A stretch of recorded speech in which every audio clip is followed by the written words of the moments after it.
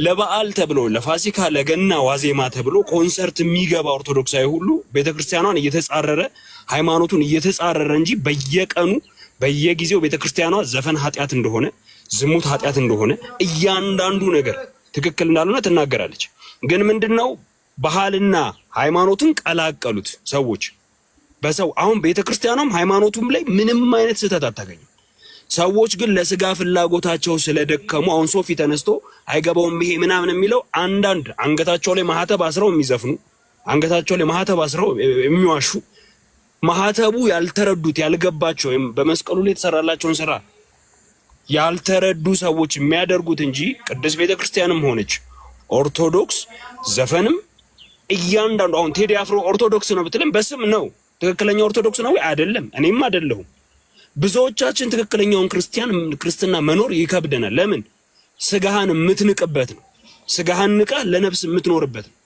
የማትዋሽበት፣ የማትሰርቅበት፣ የማትገልበት፣ የማትዘሙትበት፣ ክፉ ሰዎች ላይ የማታስብበት፣ ኃጢአት የተባለ ነገር ሁሉ ንቀህ የምትኖርበት ዘላለማዊ ህይወትን በመፈለግ እቺን ዓለም የምትንቅበት ህይወት ነው።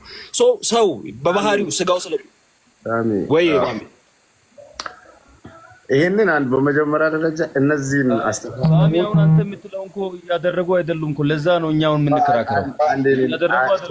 ክርክር አታርጉት። እኔ ሳሚ ክርክር አታርጉት። ሳሚ አሁን ለኔ ጥያቄዎችን ሶፊ በሱ ላይ እኮ እሱነቱን ይዞ ነው የመለሰልኝ እና አንተም እንድትመልስልኝ የምፈልገው እነዚህን ሰዎች በመጀመሪያ ደረጃ ተቋማ ይህንን ነገር የምታወግዙ ከሆነ ሰዎቹንም ማውገዝ ነው ያለባቸው፣ ዘፈኑንም ማውገዝ ነው ያለው።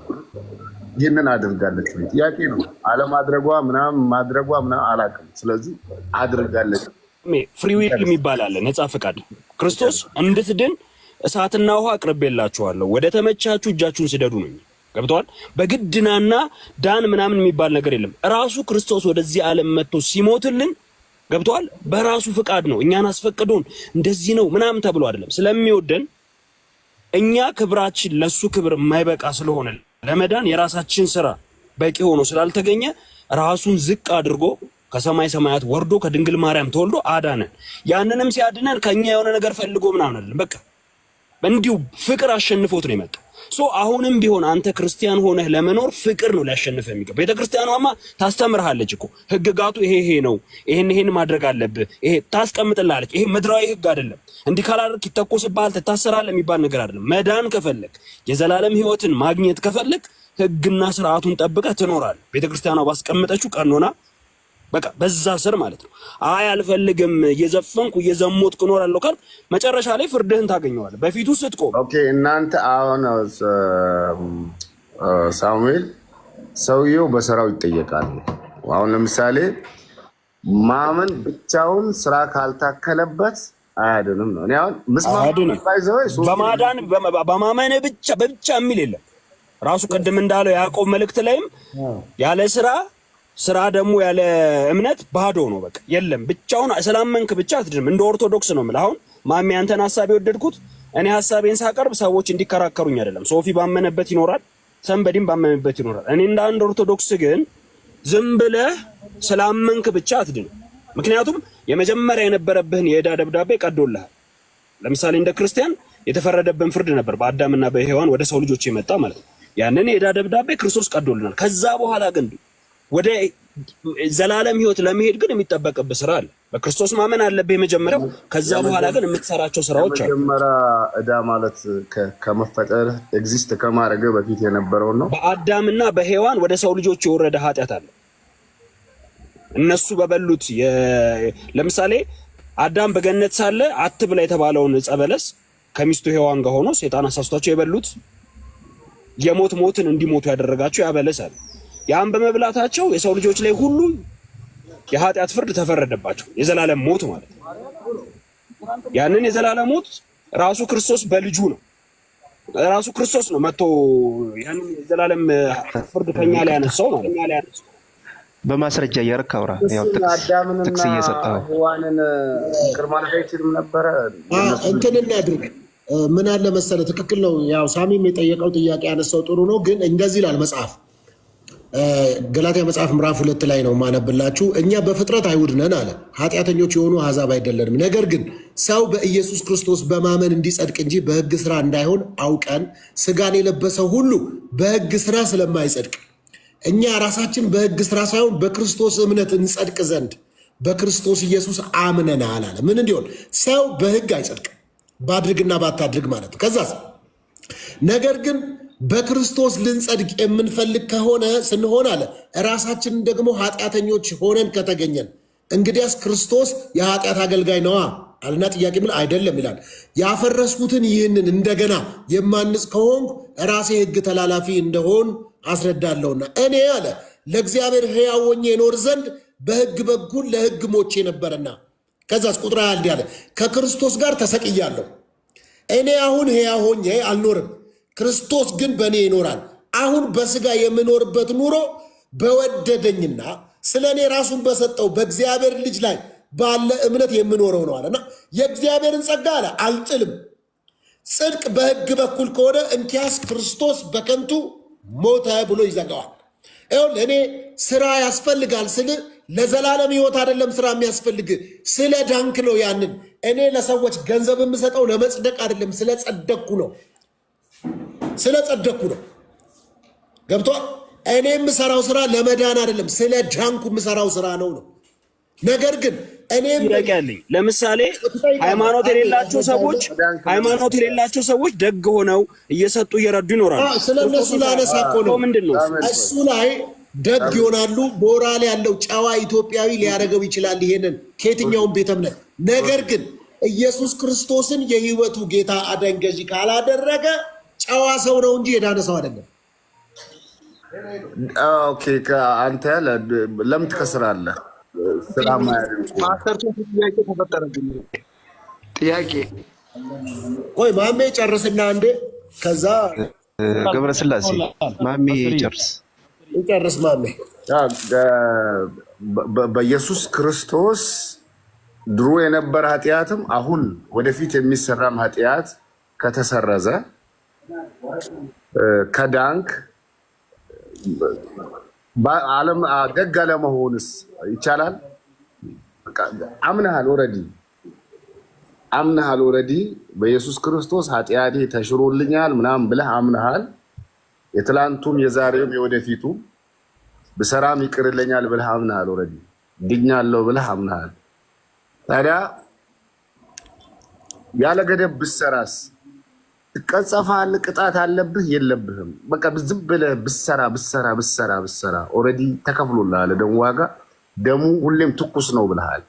ኃጢአት በሰራ ቁጥር ድሌት ያደርግልሃል ብለሃል። ቅድም እንደዛ ካልተሳሳት ምናልባት እንደሱ ሳይሆን ሁል ጊዜ በአብ ዘንድ ጠበቃ አለን። ኃጢአት ብናደርግ እንኳን በአብ ዘንድ ጠበቃ አለን። የክርስቶስ ኢየሱስ ደም ማለዳ ማለዳ ትኩስ ነው።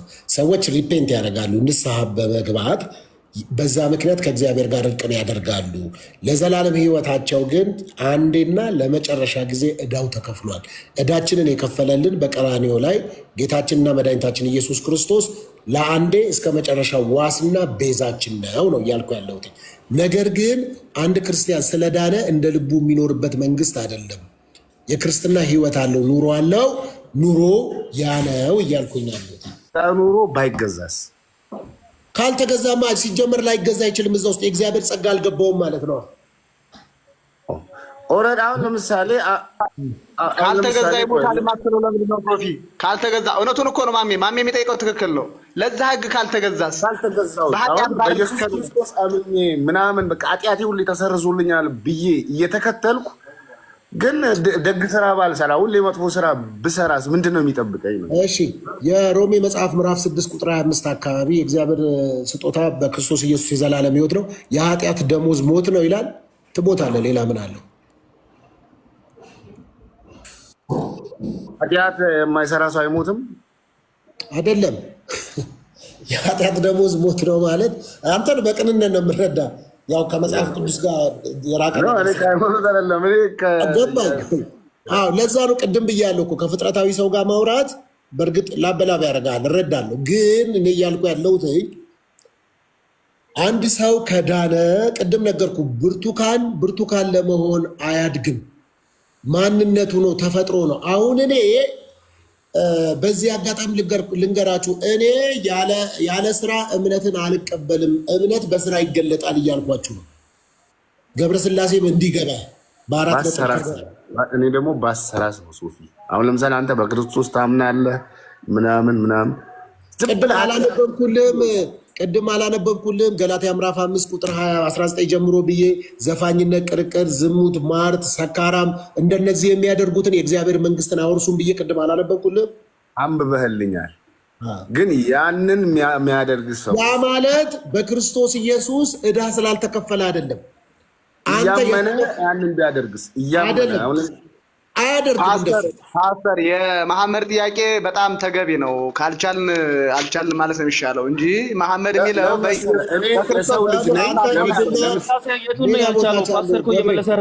ለምሳሌ ኔጌቲቭ ማይንድ ነው ያለው። ምን ሆኖ ነው ይሄ? በስነ ስርዓት እያወራ ጣልቃ ትገባለህ እንዴ? ፓስተር ቀጥል።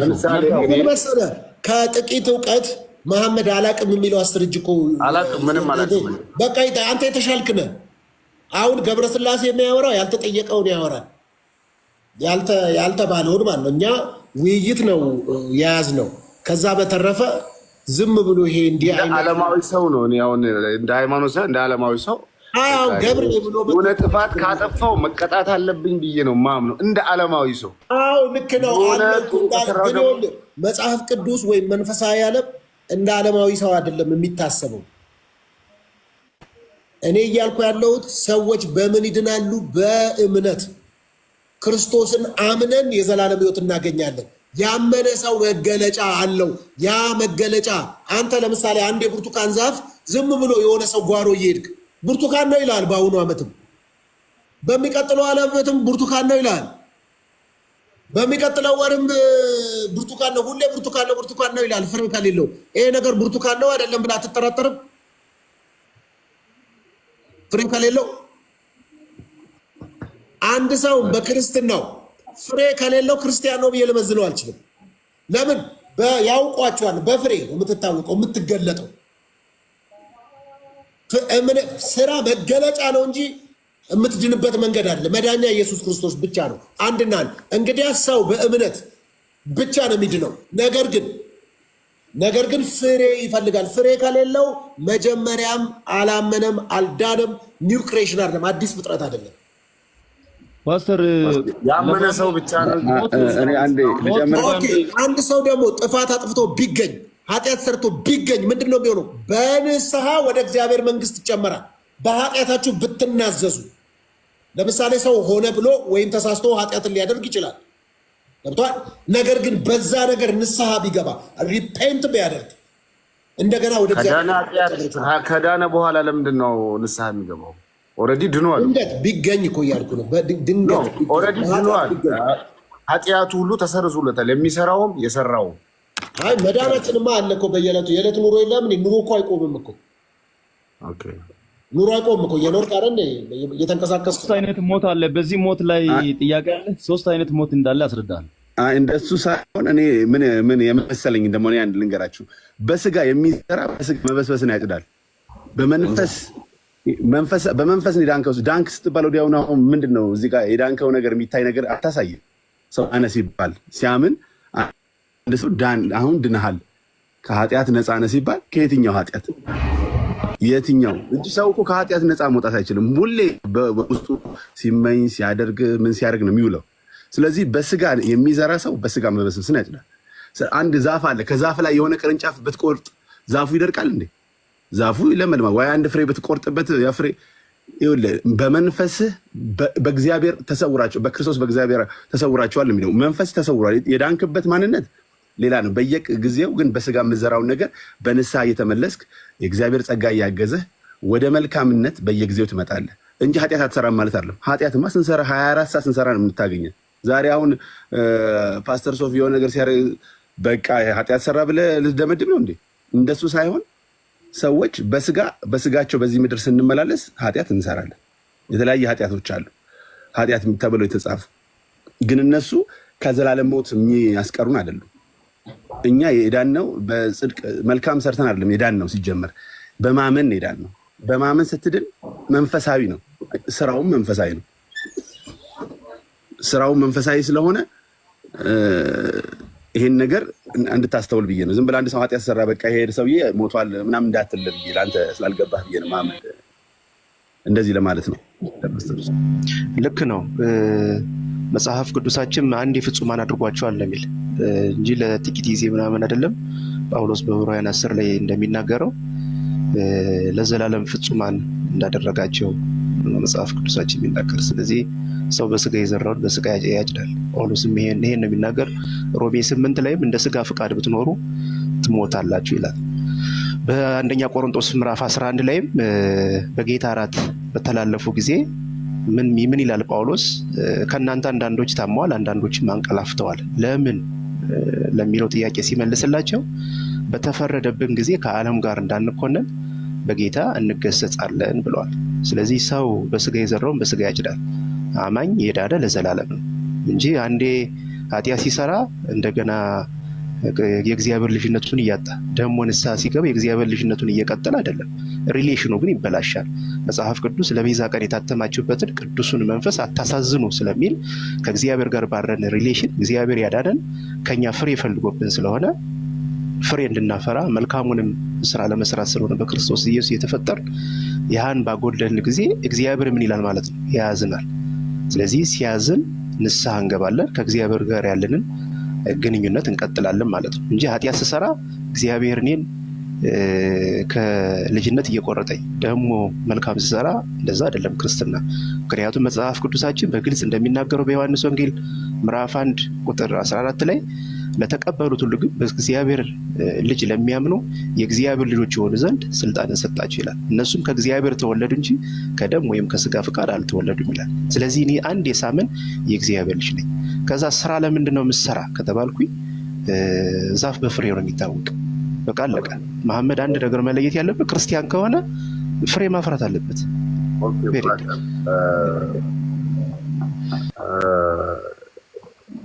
ቀጥታ የእግዚአብሔር ልጅ መሆን አይቻልም? በኢየሱስ ክርስቶስ በኩል ለምን አሁን በኢየሱስ ክርስቶስ ሰው እንገባለን? እሱ በኢየሱስ ክርስቶስ ኢየሱስ ለምን መካከለኛ መሆን አስፈለገ የሚል ያው ኢየሱስ መካከለኛ ስለሆነ እሱ እናንሳለን። እችኛዋን ከስራ ጋር በተያዘች የመጨረሻ ለበልና እንጨርስ። ያው ትንሽ እንትኑ እንዲኖረ ማለት ነው። የሮሜ መጽሐፍ ምዕራፍ 2 ከ8 ጀምሮ ጸጋው በእምነት አድኗችኋልና ይህም የእግዚአብሔር ስጦታ ነው እንጂ ከእናንተ አይደለም። ይሄ የተሰጠኝ ስጦታ የዘላለም ሕይወት ነፃ ስጦታ ነው። ከማ ከእግዚአብሔር የሆነ እንጂ አልናም ማንም እንዳይመካ አለ። ከስራ አይደለም።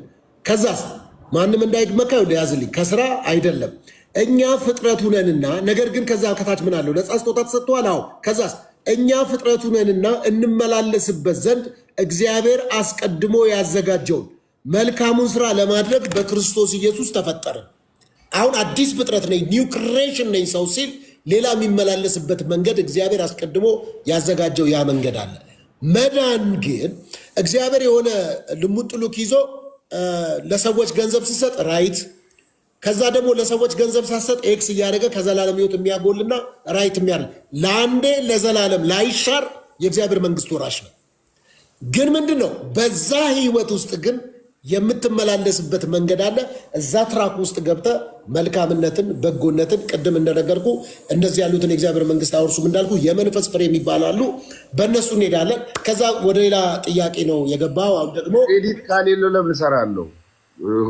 የሆነ ክሬዲት ካሌላ ማመኔ ብቻ በቂ ከሆነ ለምን ደግ እሰራለሁ? ለምን እኮ አንተ የሳትካት ሚስ ያረካት ቦታ የትኛዋ መሰለች? ማንም ከስራ አይደለም እንዳይመካ ነፃ የእግዚአብሔር ስጦታ ነው አለና እንመላለስበት ዘንድ የእግዚአብሔር ነፃ ስጦታ ስለሆነ ልቅ ትሆናለህ ማለት አይደለም። ልቅ እንድትኖር የሚፈቅድ መንግስት አይደለም። ቅድም ነገርኩ፣ የገባህበት መንግስትን ነው የምትኖረው። ልቅ ከሆንኩስ ልቅ ከሆንክ ደግሞ ከእግዚአብሔር ጋር ሪሌሽን ይበላሻል። አትሆንማ። ጸጋ አለ፣ ግንኙነት ይበላሽባል። አልገባውም። ጸጋ አለ። ጌታን ስታገኝ የሚሰጥ ሌላ ተጨማሪ የሚያግዝህ ጸጋ የሚባል ነገር አለ። በፍቅር ነው የምታደርገው። አሁን ዛሬ ድሮ ስትሰጥ በቃ ጸድቃለሁ ብለህ ነበር የምትሰጠው። የአንደርስታንዲንግ ይሄ ነበር። አሁን ግን ከሰውየውም ከመጽደቅም ነፃ ወጥተህ በፍቅር ነው የምትሰጠው። በቃ ራርተህለት ደግነት ነው የምታደርገው ለመጽደቅ። ኦልሬዲ አግኝተሃል እኮ በክርስቶስ ሁሉን አገኝተሃል። ያላገኘኸው ነገር የለም። ኦልሬዲ ካገኘውን ኪስ ለምን አረቁ? አሁን ፍላጎትህ እኮ ነው የሚቀየረው እኮ አፒታይትህ ይቀየራል። ለሰው ትራራለህ፣ ደግ ትሆናለህ፣ ሰላም ትሆናለህ።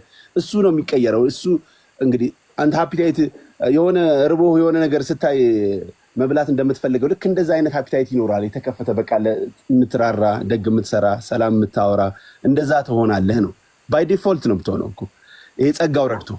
ስለዚህ የሆነ ክሬዲት ለማግኘት እንደዚህ ከሆንኩማ ምናምን የምትለው አሁን ስላልገባ ነገሩ አንተ ውስጥ ስለሌለ የምታስበው በስጋ አይነት አስተሳሰብ ነው። ስለዚህ አሁን እሱን ለማስረዳት ከባድ ነው። ሆነ መገኘት አለብህ። ልክ ስትቀበል የሚያገኝ መንፈስ አለ። ገብቶሃል? ግዴታ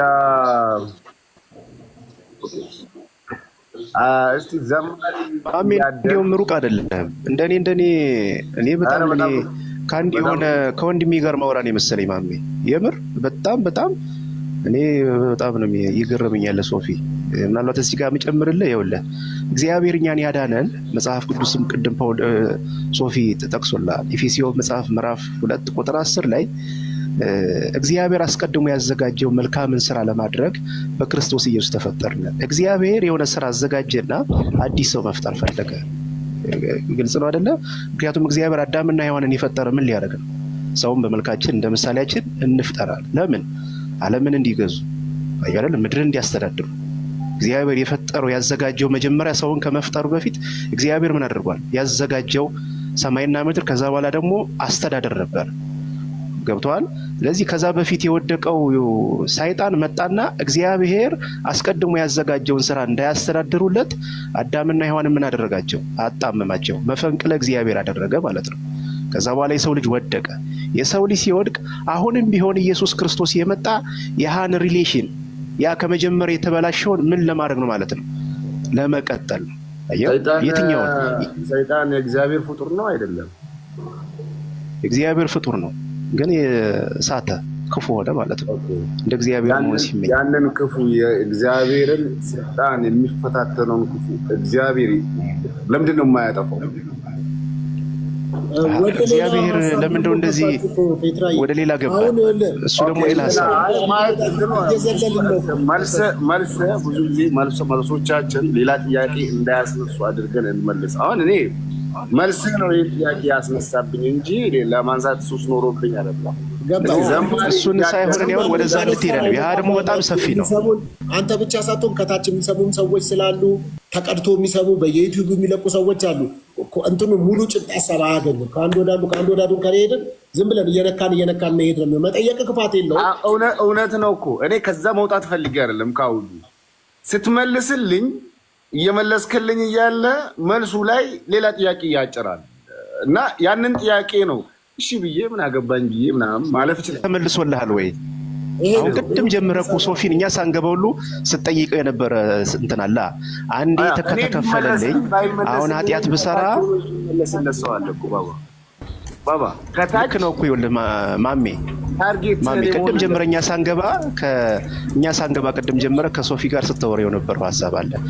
ኢየሱስ ክርስቶስ አንዴ እስከ ለዘላለም ዕዳዬን ከከፈለልኝ አሁን ኃጢአት ስሰራ ምንድን ነው ጥቅሙ የሚል ጥያቄዎችን እንትስል። ምክንያቱም ምን ብሎልኛል? ተከፍሎልኛል። በቃ ሚል ደጋግመህ እኮ እሱ ሳይገባ ደግሞ ሰይጣንን ለምን እንደዚህ ያላደረገውም ማለት እሱ ደግሞ እንግዲህ እግዚአብሔር ጊዜ ከሰጠን እንቀጥልበታለን። ኦኬ መንገድ መልሳችኋል። መመለስ በምችሉት መንገድ መልሳችኋል። ጥያቄውን ተመልሶልኛል ብዬ አሴፕት አላረኩትም። ግዴታ እንዲገባኝ አድርግ ብዬ ደግሞ አላስገድድህም። በቃ መመለስ በምችለው መልኩ መልሰሃል። ለእኔ ባይመለስልኝ እንኳን ከታች ላለ ሰው ተመልሶለት ሊሆን ይችላል። ስለዚህ ዘማሪ እስቲ በሱ አይ ቲንክ ኦርቶዶክስ ነኝ መሰለኝ ጥያቄዎችን እንዳለ ሰምቷቸዋል። ለተመልካቹ ለእኔ ሳይሆን ለተመልካቹም ጭምር ይመልስ። ታርጌት መሆን ያለበት እዚህ ጋር 500 ምናምን ሰው አለ። እኔ አንድ ግለሰብ ነኝ። 500 ምናምን ሰው ለእኔ ተመለሰልኝ አልተመለሰልኝ ከታች የሚመለስልህ ሊኖር ይችላል። እኔ አሁን አልተዋጠልኝም። ለእኔ ስላልተዋጠልኝ ለሌሎቹ አልተዋጠላቸውም ማለት አይደለም።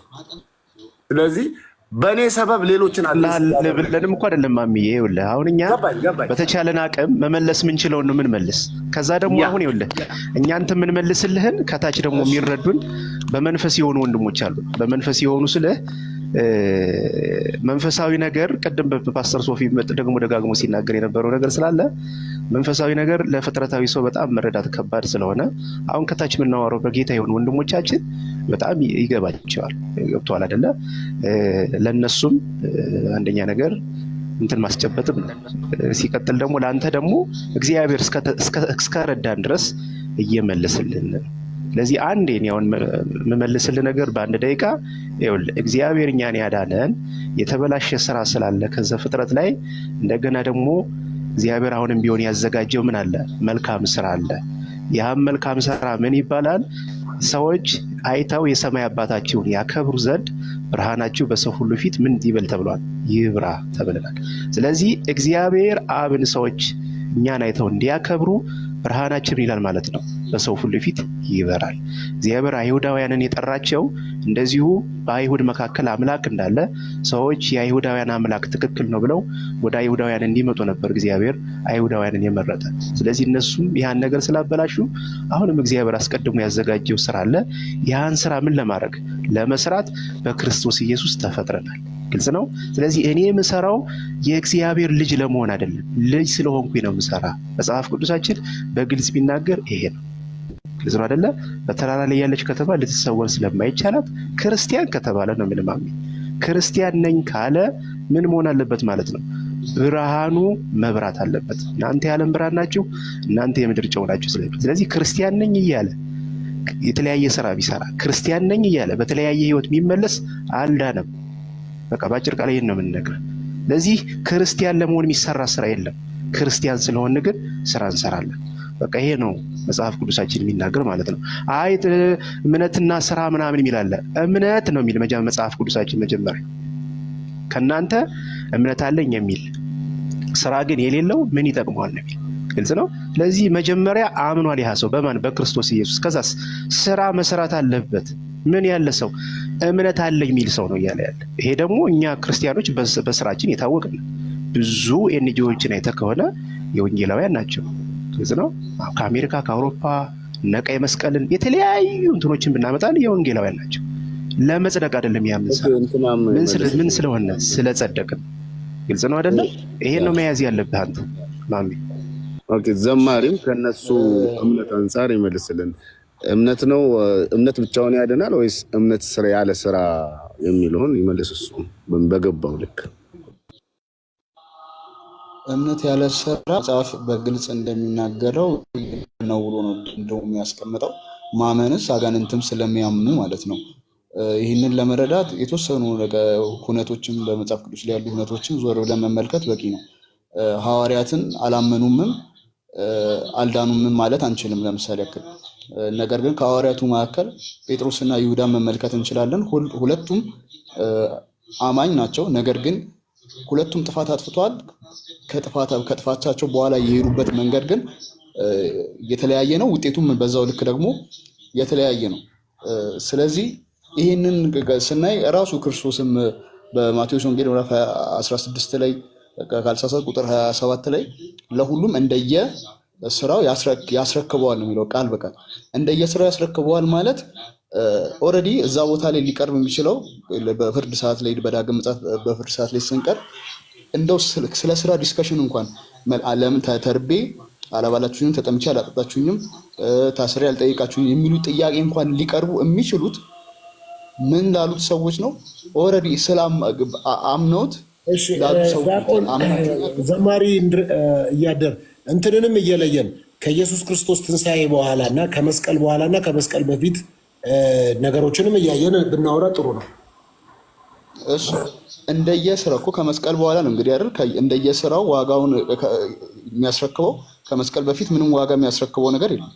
ከመስቀል በኋላ ነው ወይም በዳግም ምጽአት ላይ ነው እንደየስራችን የምንመዘነው። በእግዚአብሔር ፍርድ ወንበር ፊት እኮ ስንቆም ታምናለህ አታምንም ሳይሆን በሰራነው መልካም ስራ ነው አይደል የምንመዘነው እንጂ በእምነታችን አይደል። ኦልሬዲማ ክርስቶስን አምላክነቱን ጌትነቱን ያላመኑም አለ ጥያቄም አይቀርቡም።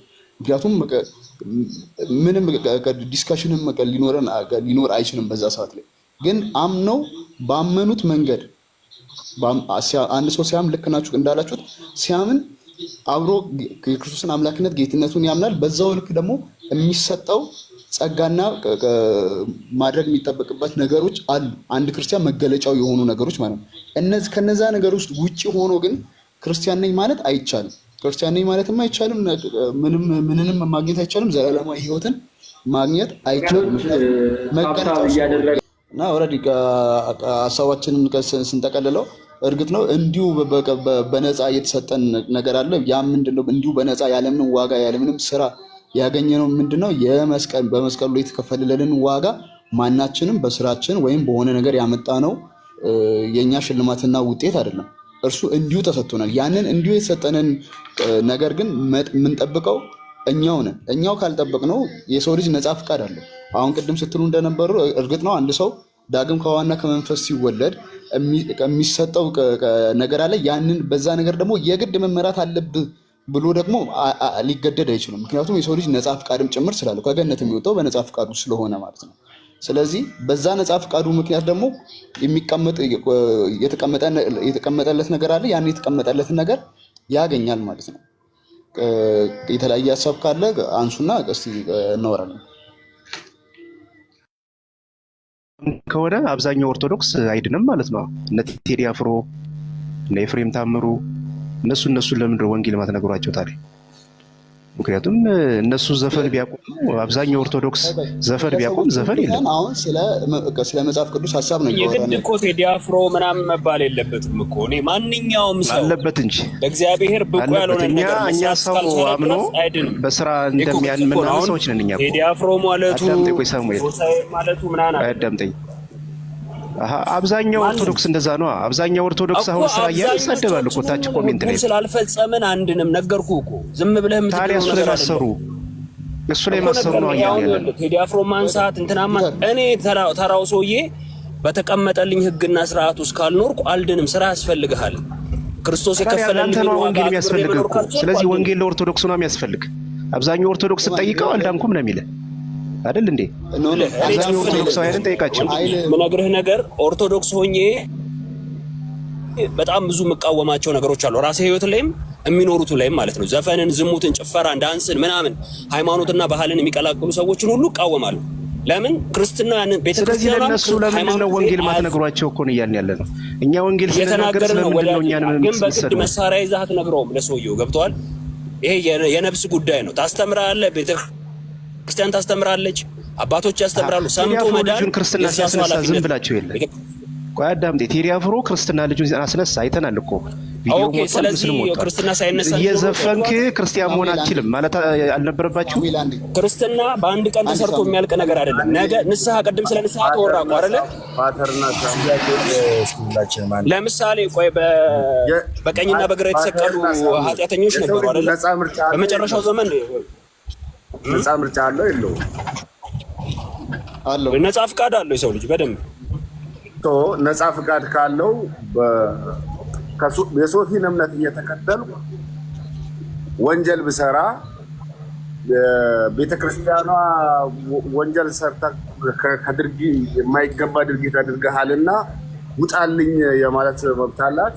ማለት ነፃ ምርጫ ታግዳለች፣ አታስወጣህም። ቤተክርስቲያን የራሷ ቀኖናና ዶግማ አለ። እሱን ከተቃረስክ ትባረራለህ። በስጋህ ላይ በምትሰራው ኃጢአት ግን ለንስሐ እንድትቀርብ ትደረጋለህ እንጂ ከቤተክርስቲያን አትወገድም። ስጋህ ላይ ለምትሰራው ነገር አሁን ይሄ ነው ቤተክርስቲያኑን ለማፍረስ አስተምሮቷን መሐመድ እያወራ ያለው ቤተክርስቲያኑ ስለሆነ ትባረራለህ። ይኸውልህ እያወራ ያለው አሁን መሐመድ ከኦርቶዶክሳውያንና ከወንጌል አማኞች ነው። እኔ ሶፊ እዚህ ጋር የምታየው ወንድማችን ረቆሻሻ ወጡ የሚለው በጌታ ነው፣ ግልጽ ነው። አሁን በእኛ ቤተክርስቲያን ዘፋኝ መሆን አትችልም። በቃ ትወገዛለህ። ዘፋኝነትህን ካልጨረስክ በስተቀር ጴንጤ ነኝ በጌታ ነኝ ማለት አይቻልም። ግልጽ ነው አይደለ? ይሄን መረዳት ማወቅ አለብህ። ከኛ ሆነው ሰዎች ሲዘፍኑ ካያቸው በአካ አድርጓል እንላለን። ግልጽ ነው። በአካ አድርጓል እንላለን። ያን ወንድማችንን እንጸልይለታለን፣ እናገኘዋለን። ፓስተርም ካለው ፓስተሩም ስለሱ ይጸልያል። ሂዶ ምን ያደርገዋል ማለት ነው? ይገስጸዋል፣ ይመክረዋል። ስለዚህ አንዴ ሁለቴ ሶስቴ ከገሰጽከው በኋላ አለው ጳውሎስ ጢሞቴዎስ ምን ስለሆነ መጋቢ ስለሆነ እንዲህ አይነትን ሰው አንዴ ሁለት ሶስት ይገሰጻል። እምቢ ካለ ግን ደሙ በራሱ ላይ ነው። እዚህ በኋላ እዚህ በላይ ምን ማድረግ አልችልም። እኔ ጸልይልሃለሁ፣ እንግዲህ እግዚአብሔር ከመለሰ ይመልስህ፣ ካንተ ጋር ይሁን ብለህ። ያ ሰው ምንድነው ግን ዓለማዊ ነው። በቃ አለቀ። በእኛ እንደዚህ ነው። አንድ ሰው በዝሙት ሲወድቅ ቤተክርስቲያናችን ከሌ በዝሙት ወድቋል ብላ ምን ታደርጋለች? የ6 ወር የጥሞና የንስሐ ጊዜ ይሰጠዋል። ግልጽ ነው እንጂ ከኛ እየዘፈኑ እየመጡ ክርስቲያን ነኝ ዝሙት እየሰሩ ክርስቲያን ነኝ በወንጌላውያን አይሰራም። ይሄን መረዳት አለብን። ስለዚህ ኃጢአት ሲሰራ ልጅነቱን ያጠዋል ማለት ነው። በፕሮቴስታንት አይደለም ተከፍሎለታል እኮ ቢዘሙትም ይዘምር ማም እኔ እሱ እንዳለው ብዙ ሰዎች ጠርቼ ሙዚቃ ይሰራሉ ዘፋኞች ናቸው ምናምን ብዬ መዘርዘር እችላለሁ። የእነሱ ህይወት ነው፣ አይመለከተኝም። ገብተዋል። እግዚአብሔር በሚመልሳቸው ሰዓት ይመልሳቸዋል። አሁን እሱ ራሱን ጽድቅ አድርጎ አይነት ነገር እኛ ጋር የለም ምናምን አትበል። እኔ በጓደኞቼም ዙሪያ ስላሉ ማለት ነው ብዙ ማቃቸው፣ ግን የነሱ ህይወት ነው። እግዚአብሔር ይኸውልህ ወዳጄ መታገል ያለብን ባይዘው ሁላችንን እኔ ነፃ ለማውጣት አይደለም። ይኸውልህ ማሜ እኔ የተናገርኩኝ የቤተ ክርስቲያናችን ነው። ይኸው ሶፊ ፓስተር ነው። ፓስተርን ብትጠይቀው እንዴት ነው በቤተ ክርስቲያናችሁ አንድ ኃጢአት የሰራ ሰው የንስሐ ዕድል እኮ ነው የሚሰጠው። ይኸውልህ እየነገርኩ ነው እኮ እኔ ግልጽ ነው ማድረግልህ እኮ። ይሄ ወንድማችን እኮ እንዲመለስ ይጸልይለታል፣ ይመከራል፣ ብዙ ነገር ይደረጋል። ይሄው ፓስተር ነው ሶፊ አይደለ? እኔ ካልኩት የተለየ ነገር አይናገርም። አይ እነዛ ሰዎች እንዲህ እያደረጉ አይደል እንደዚህ እያደረጉ አይደል ከተባለ ይሄ እኮ መታወቂያችን ነው። ጴንጤ አይጠጣም፣ ጴንጤ እኮ እንዲህ ያደርግ አሁን እንዲህ እያደረጋችሁ ነው የሚባል ነገር እኮ አይተህ ከሆነ ኢየሱስ ክርስቶስ ከሰዎች ሁሉ በላይ ነው። የሰዎችን ሁሉ ፈጥሯል አይደለ? አዎ ፈጥሯል። ኦኬ አንድ ሰው በሱ አምኖ በሱ ኃጢአቴ ተሽሮልኛል ብሎ እንደፈለገ የመኖር መብት የለው። አሁን ሰውየው አይኖርም። ከኖረ በጌታ አይደለም አልኩ እኮ ማመድ ቅድም ጀምሮ የመለስኩት። ይኸውልህ ነፃ ፍቃድ ይኑረውም ነፃ ፍቃድ አለው ይባልም፣ ይኸውልህ እኛ ተገዝተናል በዋጋ። ነፃ ፍቃድ ማለት እንደፈለግ ትሆናለህ ማለት አይደለም። ጳውሎስ ምን ብሏል? በዋጋ ተገዝታቸዋል። ፍቃድ ራሱ ትርጓሜው ቆይ አንዴ ልጨርስ እንጂ ሳሙኤል ልጨርስ። ፍቃድ ራሱ ትርጓሜው አልገባ። አንዴ ልጨርስ። ስራ ግዴ አሁን በአንተ አነጋገር ስራ ግዴ ልጨርስ እንዴ ካልሰራ ይኸውልህ እኮ እየሰማኸኝ ነው እኮ። አንድ እግዚአብሔር እኛን ያዳንን ልንሰራ ነው፣ ግን ይኸውልህ ለመጽደቅ አይደለም የምንሰራው ነው። በቃ ቅድም እኮ ፓስተር ሶፊ መልሶልሃል። እዚህ ጋር ደግመን አንምጣበት። ዛፍ በፍሬ ነው የሚታወቅ አይደል መሐመድ? አንድ ብርቱካን ያሰኘው ስሩ ነው እንዴ? ግንዱ ነው እንዴ? ቅጠሉ ነው እንዴ? ይሄ ብርቱካን ነው የምትለው እኮ መጽሐፍ ቅዱስ እንደተናገረው ዛፍ በፍሬ ይታወቃል እንደሚል ግልጽ ነው። ስለዚህ አንድ ክርስቲያን የዳነው ምን ሊያደርግ ነው ማለት ነው? ፍሬ ሊያፈራ ነው። ፍሬ ለመሆን ሳይሆን ፍሬ ሊያፈራ ማለት ነው። አየው አይደለ? ሰዎች የዳኑ ሰዎች ብቻ ናቸው ነው። በቃ ይሄ ነው መገለጫው። በቃ አለቀ መገለጫው። ኦኬ ስቶ ብታየውስ አልኩ እኮ ስቶ ብታየውስ አይደለ? ሰዎች መልካም ስራ ይሰራሉ። ምንድነው ልዩነታቸው? የማያምኑ ግን በርካታ የሚገርም ስራ የሚሰሩ አሉ። እነሱ ስለሰሩ እንትን አይሉማ፣ የእግዚአብሔር መንግስት አይወርሱም። ስለሰሩ አይደለም። እግዚአብሔር መርቆ መንገድን የከፈተ በክርስቶስ ኢየሱስ የመስቀል ስራ ነው። ይኸውልህ ማሜ ታምናለህ፣ ከዛ ደግሞ በስራ ለመዳን ይኸውልህ የእግዚአብሔር ልጅ ለመሆን ስራ አያስፈልግም። እምነት ብቻ ማለት የእግዚአብሔር ልጅ ለመሆን ማመን ብቻ። ወደ እግዚአብሔር መንግስት ለመግባት ግን ስራ ያስፈልጋል። የእግዚአብሔር ልጅ አይደለም የዘላለም ሕይወትን ለመውረስ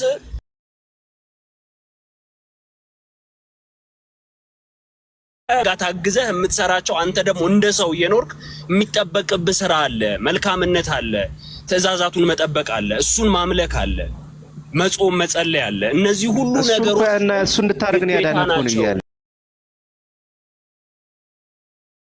ያለ ነው። ስለዚህ ልቀቅ ስለሆነ ያዳነህ እሱ እንድታደርግ ነው።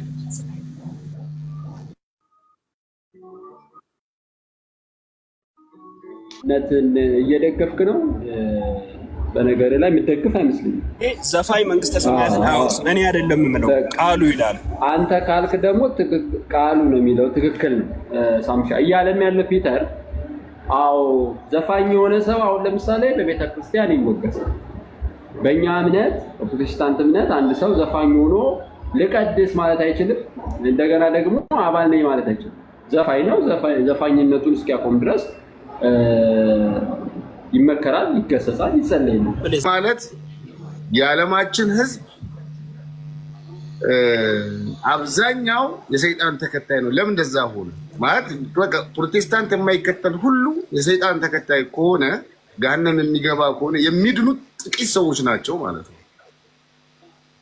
መጽሐፋችንም ይላል ፕሮቴስታንት ሁሉ ይድናል ማለትም አይደለም። እሺ ቅድም ይሄን ተናግሬያለሁ። ይኸውልህ መጽሐፍ ቅዱስ በግልጽ ቢናገረው ካላመንስ እናንተ እንዳትገባ እኮ ኢየሱስን እየነገርኩ በኢየሱስ መና የሚያምኑት ትንሽ ናቸው። ምን አመና በኢየሱስ አሁን እኮ ወንጌል እየነገርኩ ነው። አመነ በኢየሱስ ሲኦል እንዳትገባ አመነ በኢየሱስ ኢየሱስ ክርስቶስ ምንድነው መንገድም ህይወትም እውነትም ስለሆነ ማለት ነው። እኔ ሎጂክ ነው ማወራ። አሁን የዳኑ ሰዎች ብቻ ነው የሚዩት አድርግ ማሚ እየጠየቀ እየመለስኩ ነው። ነው መከሰሮን እንዲያዳም ጠየቀኛ ኖ ጠየቀኝ። ካንተ ጋር አይደለም ቤቱ የወንጌላውያን አይደለም። እናንተን ጋበዝን እንጂ በሰላም እኮ ቤቱ የወንጌላውያን መሐመድ ጋር እየጠየቀኝ እየመለስኩ ነው። ምን ታርጓለህ? ሜሽ እንዴት ነህ ብራዘር? ሰላም ነው። ሚውት አድርገው የጠየቀኝን ልመልስ። ግላዊ እባክህ ሚውት አድርግ። አንዴ እድሉ ልጠቀም። ደግሞ ካልጠየቀኝ አላወራም። ይሄን ልመልስለትና ደግሜ አላወራም። አንዴ ልጨርስ። እሺ የጠየቀኝ እሺ ይኸውልህ ማሜ አንድ ነገር ያዝማ። የዓለማችን ህዝብ 8 ቢሊዮን ምናምን አለ ይባላል። ከዛ ውስጥ የፕሮቴስታንት እምነት የሚከተለው 1 ቢሊዮን እንኳን አይሞላም። የፕሮቴስታንት 1 ቢሊዮን በላይ ነው። 1 ቢሊዮን የፕሮቴስታንት እሱን ዳታውን እሰጥሃለሁ። ፎሎ አድርገኝና ዳታውን እሰጥሃለሁ። ጉግል ማድረግ ይቻላል። ያደርጋለሁ እኔ እና የተቀረው ግን ፕሮቴስታንት ሁሉ ይኸውልህ ፕሮቴስታንት ሁሉ በጌታ ነው ማለት አይደለም። ይሄንም ያዝ በጌት እንጂ ወይም ደግሞ እኛ ፕሮቴስት አድርገን ስንወጣ ከካቶሊክ ያን ስም ተሰጠን እንጂ መጽሐፍ ቅዱሳችን በግልጽ እንደሚናገረው መንግስት ሁለት ነው። የሰይጣን መንግስት አለ፣ የእግዚአብሔር መንግስት አለ። ግልጽ ነው። የሰይጣን መንግስት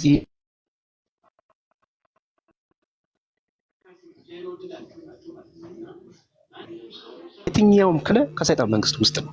በቃ አለቀ።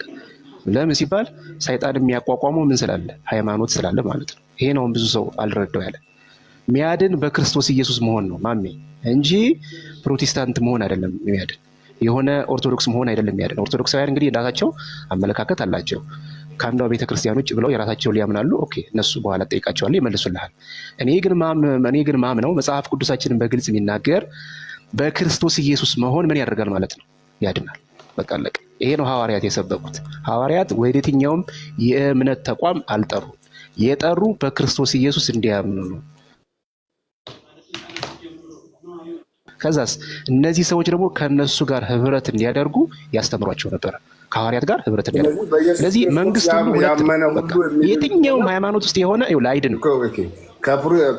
በኢየሱስ ክርስቶስ ያመነ ሁሉ የሚድን ከሆነ ካቶሊኮች በኢየሱስ ክርስቶስ አምላክነት ያምናሉ። ኦርቶዶክሶች በኢየሱስ ክርስቶስ አምላክነት ያምናሉ። ፕሮቴስታንቶች በኢየሱስ ክርስቶስ ካቶሊኮችም እኮ በኢየሱስ ካመኑ ይድናሉ። ሁሉም ያምናሉ እንጂ ኢየሱስ ክርስቶስ ጌታችን መድኃኒታችን እያሉ ነው የምንሰማቸው። ቆይ አዳምጠኝ። ሲምሉ ራሱ መድኃኒዓለምን እያሉ አይደል የሚውሉት? ይኸውልህ ችግሩ ምን መሰለህ? ሁሉንም መልስ መስጠት የሚፈልገው እሱ ሆነ። እንደ ሐሳብ ግን እዚህ ጋር የገባ ነው ሁላችንም ሶፊም እኛም ሐሳብ ለመስጠት ነው አይደል? እንደ አንድ ኦርቶዶክስ እኔ የምችለው ነገር ምንድነው? እኔ ስለጠየቀኝ ነው። አሁን እናንተን እንትን ብሏል። ቀጥሉ። ይሄው ሚት አደርጋለሁ ከአሁን በኋላ ቀጥሉ። እንደ አንድ ኦርቶዶክስ የምልህ ነገር ማሜ፣ እኔ ለምሳሌ አንድ ክርስቲያን ነኝ የሚል ኦርቶዶክስ የሆነ ሰው መዳን ከፈለገ በመጀመሪያ በክርስቶስ አዳኝነት አምላክነት ማመን አለበት። በጻድቃን በሰማዕታት አማላጅነት ማመን አለበት። ከዛ በኋላ ደግሞ የሚጠበቁበት ደግሞ የጽድቅ ስራዎች አሉ። እነሱን መስራት አለበት። እውነት የምነግርህ እዚህ ጋርም ላሉ ኦርቶዶክሳውያን የምነግራቸው በግልጽ ማለት ነው። እኔ እንኳን ስለ መዳኔ እርግጠኛ አይደለሁም። የነበረብኝ ኃጢአት ተደምስሶልኛል። አሁን ግን የዘላለም ሕይወትን እወርሳለሁ ብዬ በድፍረት አልናገርም። ለምን መሰለህ? ክርስቶስ ኑር እንዳለኝ እየኖርኩ አይደለም። የሚጠበቅብኝን ክርስትና ሕይወት እየኖርኩት አይደለም። በጣም የሚያሳፍረውን ነገር ልንገርህ፣ እንደ ክርስቲያን የከፈለልን ዋጋ ብዙ ሆኖ ሳለ ጥቂት አድርጋችሁ የዘላለም ሕይወትን ውረሱ ስንባል ማድረግ ያቃተን ስጋችንን ማሸነፍ ያቃተን ሰዎች ነው። ኦርቶዶክስ ሆኖ ዘፋኝ ሆነ ዳንኪራ ሆነ ምናምን የፈለገውን ነገር ያድርግ፣ ቤተክርስቲያናውና ክርስቶስ እንደሚያዘው መኖር ካልቻለ የትኛውም ክርስቲያን አይድንም። ይሄ እርግጠኛ ሆኜ ነው የምነግርህ። እንዴት ታዲያ ይሄማ ከሆነ ሳሚዬ እኔም አንተም የምናምነውን በዚህ ሎጂክ አይደለም የዮሐንስ ወንጌል ምዕራፍ 3 ቁጥር 16 ላይ ታዲያ የተናገረውን ቃል እኮ ዲና የሚያደርግ ነው። ምክንያቱም በአንዱ በእግዚአብሔር ልጅ ስላላመኑ አሁን ተፈርዶባቸዋል ይላል። ያላመኑት ግን በልጁ በኢየሱስ ክርስቶስ የሚያምኑ ደግሞ የዘላለም ሕይወት እንዳገኙ መጽሐፍ ቅዱስ ይናገራልና አሁን እኮ ሳሚ የተናገርከው ከዚህ መጽሐፍ ቅዱስ ጋር በጣም የተጣረሰ ነው እና ሰው እኮ እዚህ ሆኖ መዳን አለመዳኑ ማረጋገጥ ይችላል። ምክንያቱም ያመንከው ነገር ዝም ብለህ ትሆናለህ ነው የምትለኝ ሶፊ? አይደለም ሳሚ። አሁን ለምሳሌ ወደ አንድ መንገድ እየሄድክ መጨረሻህን ሳታውቅ ነው መንገድ የምትጀምረው። ስለዚህ መንገዱ ልክ አይደለም ማለት ነው። ዴስቲኒህን የማይወስንልህ ከሆነ አንድ መንገድ ወደ ፒያሳ እየሄድክ አንተ ወደ አቃቂ ከሄድክ የአንተ ችግር ነው እንጂ መንገድ ስለሌለ አይደለም። ስለዚህ አንተ የያዝከው ኢየሱስ ክርስቶስ ያመንከው በአብ በወልድ በመንፈስ ቅዱስ አንድ አምላክ ስም አምናለሁ የሥላሴ አማኝ ነህ ብለህ ስትል እኮ ዴስቲኒህን እየወሰንክ ነው ማለት ነው። በልጁ በኢየሱስ ክርስቶስ እሱ የዘላለም ሕይወት ሰጥቶኛል ካልክ እኮ በእሱ እየሆንክ ነው ማለት መንገድ ውስጥ ነው ያለው ማለት ነው። ስለዚህ አንተ እኔ ልዳን አልዳን አላውቅም ካልክ ከዮሐንስ ወንጌል ምዕራፍ 3:16 ጋር በፍጹም የሚጣረሱ አይደል? በእርሱ የሚያምን የዘላለም እንዳይፈረድበት በማመን በአንዱ በእግዚአብሔር ስላላመነ አይደለም እንዴ? አሁን ተፈርዶበታል ነው የሚለው።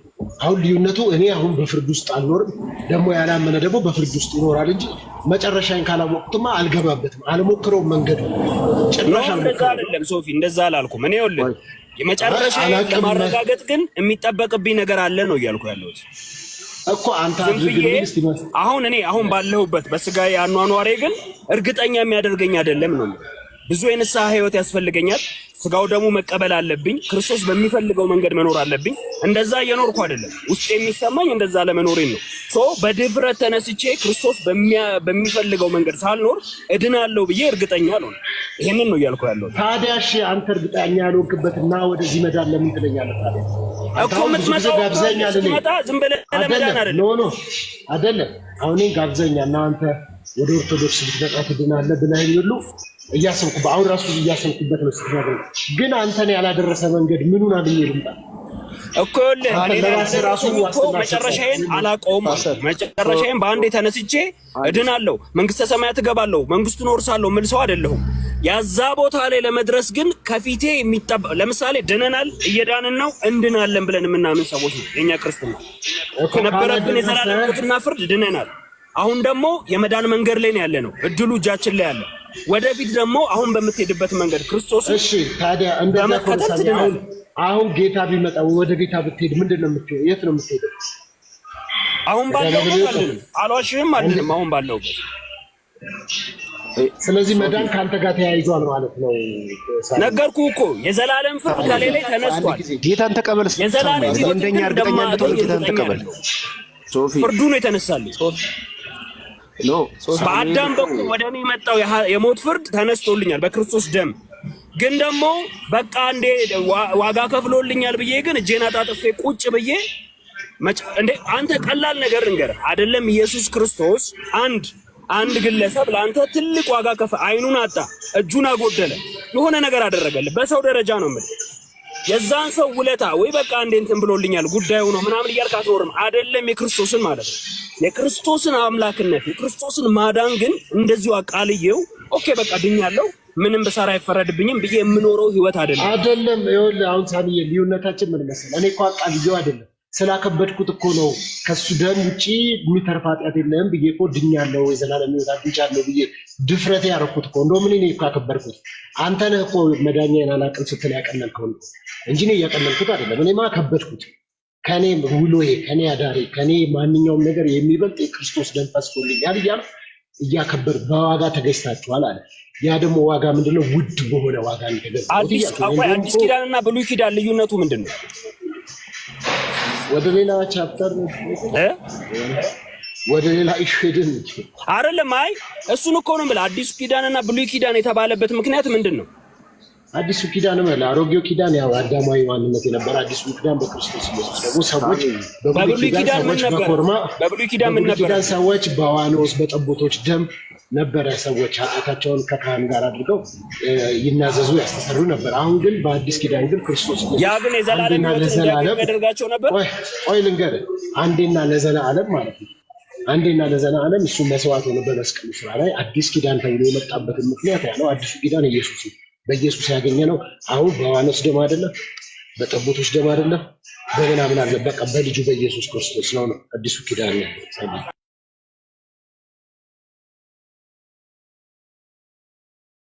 እንደምትለው በብሉይ ኪዳንም በአዲስ ኪዳንም ሰዎች ይድኑ ነበረ።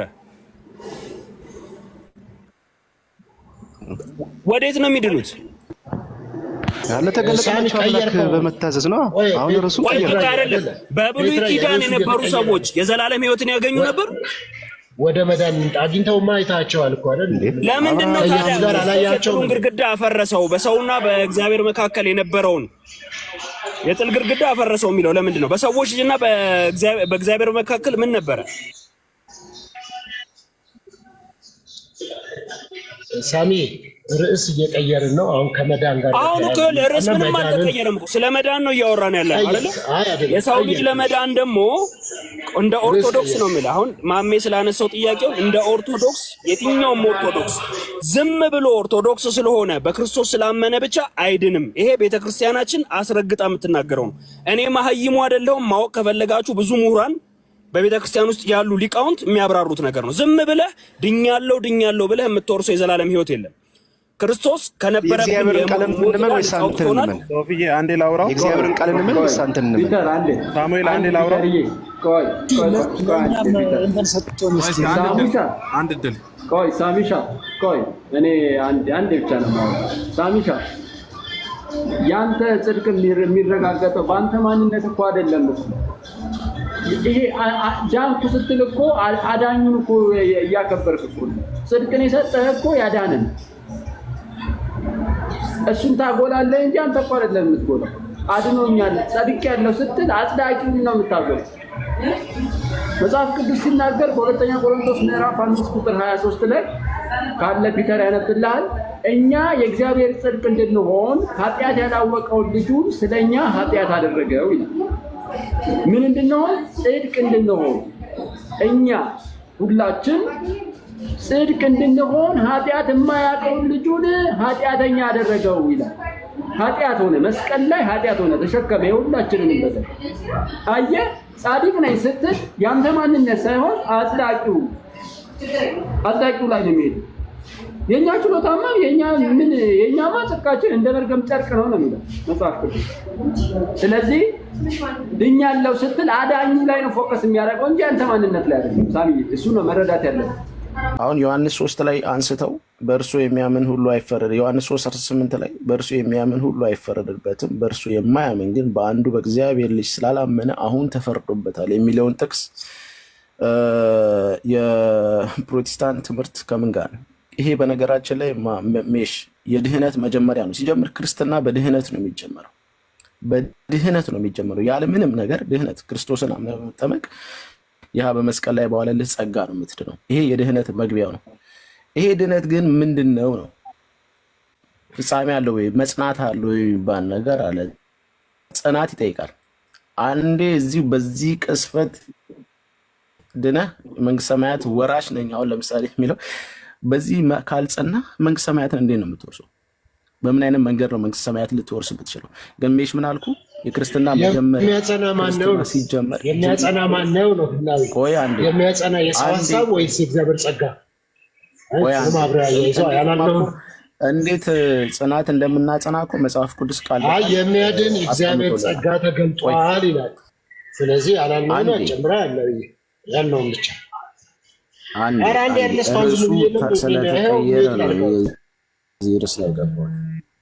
ርዕሱ አልተቀየረም። መጀመሪያ ከሶፊ ጋር እንዳወራ ነበረ። ህላዊ አንዴ ላውራ። ከሶፊ ጋር እንዳወራ ነው ለቄ ቦታ አሪፍ ነበር። ሞዴሬተር እንድትሰጠኝማ ቀጥል ማሜ። ሞዴሬተር ስጠኝ ሶፊ። የማአት ጥያቄ ነው የሚያስነው። ሞዴሬተር የሚሰጥ አንዴ መፍትሄ እኮ ነው። ቤት አይደል እንዴ? የወንድሜ ቤት እኮ ነው። አይ የሁላችንም የወንድማችን ቤት ይሄ ለኔ የሚያስጠላኝ በቃ የሆነ ጎራ ተረጋጋ ወዳጄ እንዴ እዚህ ጋር የተገናኘ ነው። ማሜ ስፖርት እየሰራ ስለሆነ ሰው እንዳስገባለት ነው። ኧረ እኔ ምንም አላደርግም እንዴ። ሶፊ ስፖርት እየሰራ ስለሆነ ሰው ላስገባለት ምናምን ነው። ለዛ ነው ወዳጄ ተረጋጋ እንዴ። አንዴ ላውራ። መጀመሪያ ሶፊ እንደጀመረው እኔ በቃ ቢገባኝም ባይገባኝም ወርጄ ቢሆን ነበር አሪፍ ነበረ። አሁን መልሶች በአጠቃላይ ጥያቄ እየፈጠሩ ነው እየሄዱ ያሉት። መልሱ ጥያቄ ይፈጥራል። ለእኔ ብቻ አይደለም፣ ከታችም ያሉ ሰዎች ሊፈጥርባቸው ይችላል። እነሱን ጀነራላይዝ አላረጋቸውም። ግን አሁን እኔ ባለማዊ አስተሳሰብ ደረጃ ስወስደው ሰው ካልሰራ ደሞዝ ማግኘት የለበትም ብዬ ነው ማምነው። ቁጭ ብዬ ቤት ደሞዝ ማግኘት አለብኝ ብዬ አላምንም። ቁጭ ስላልክ ደሞዝ ታገኛለህ ከተባልኩኝ እየሰነፍኩ ነው።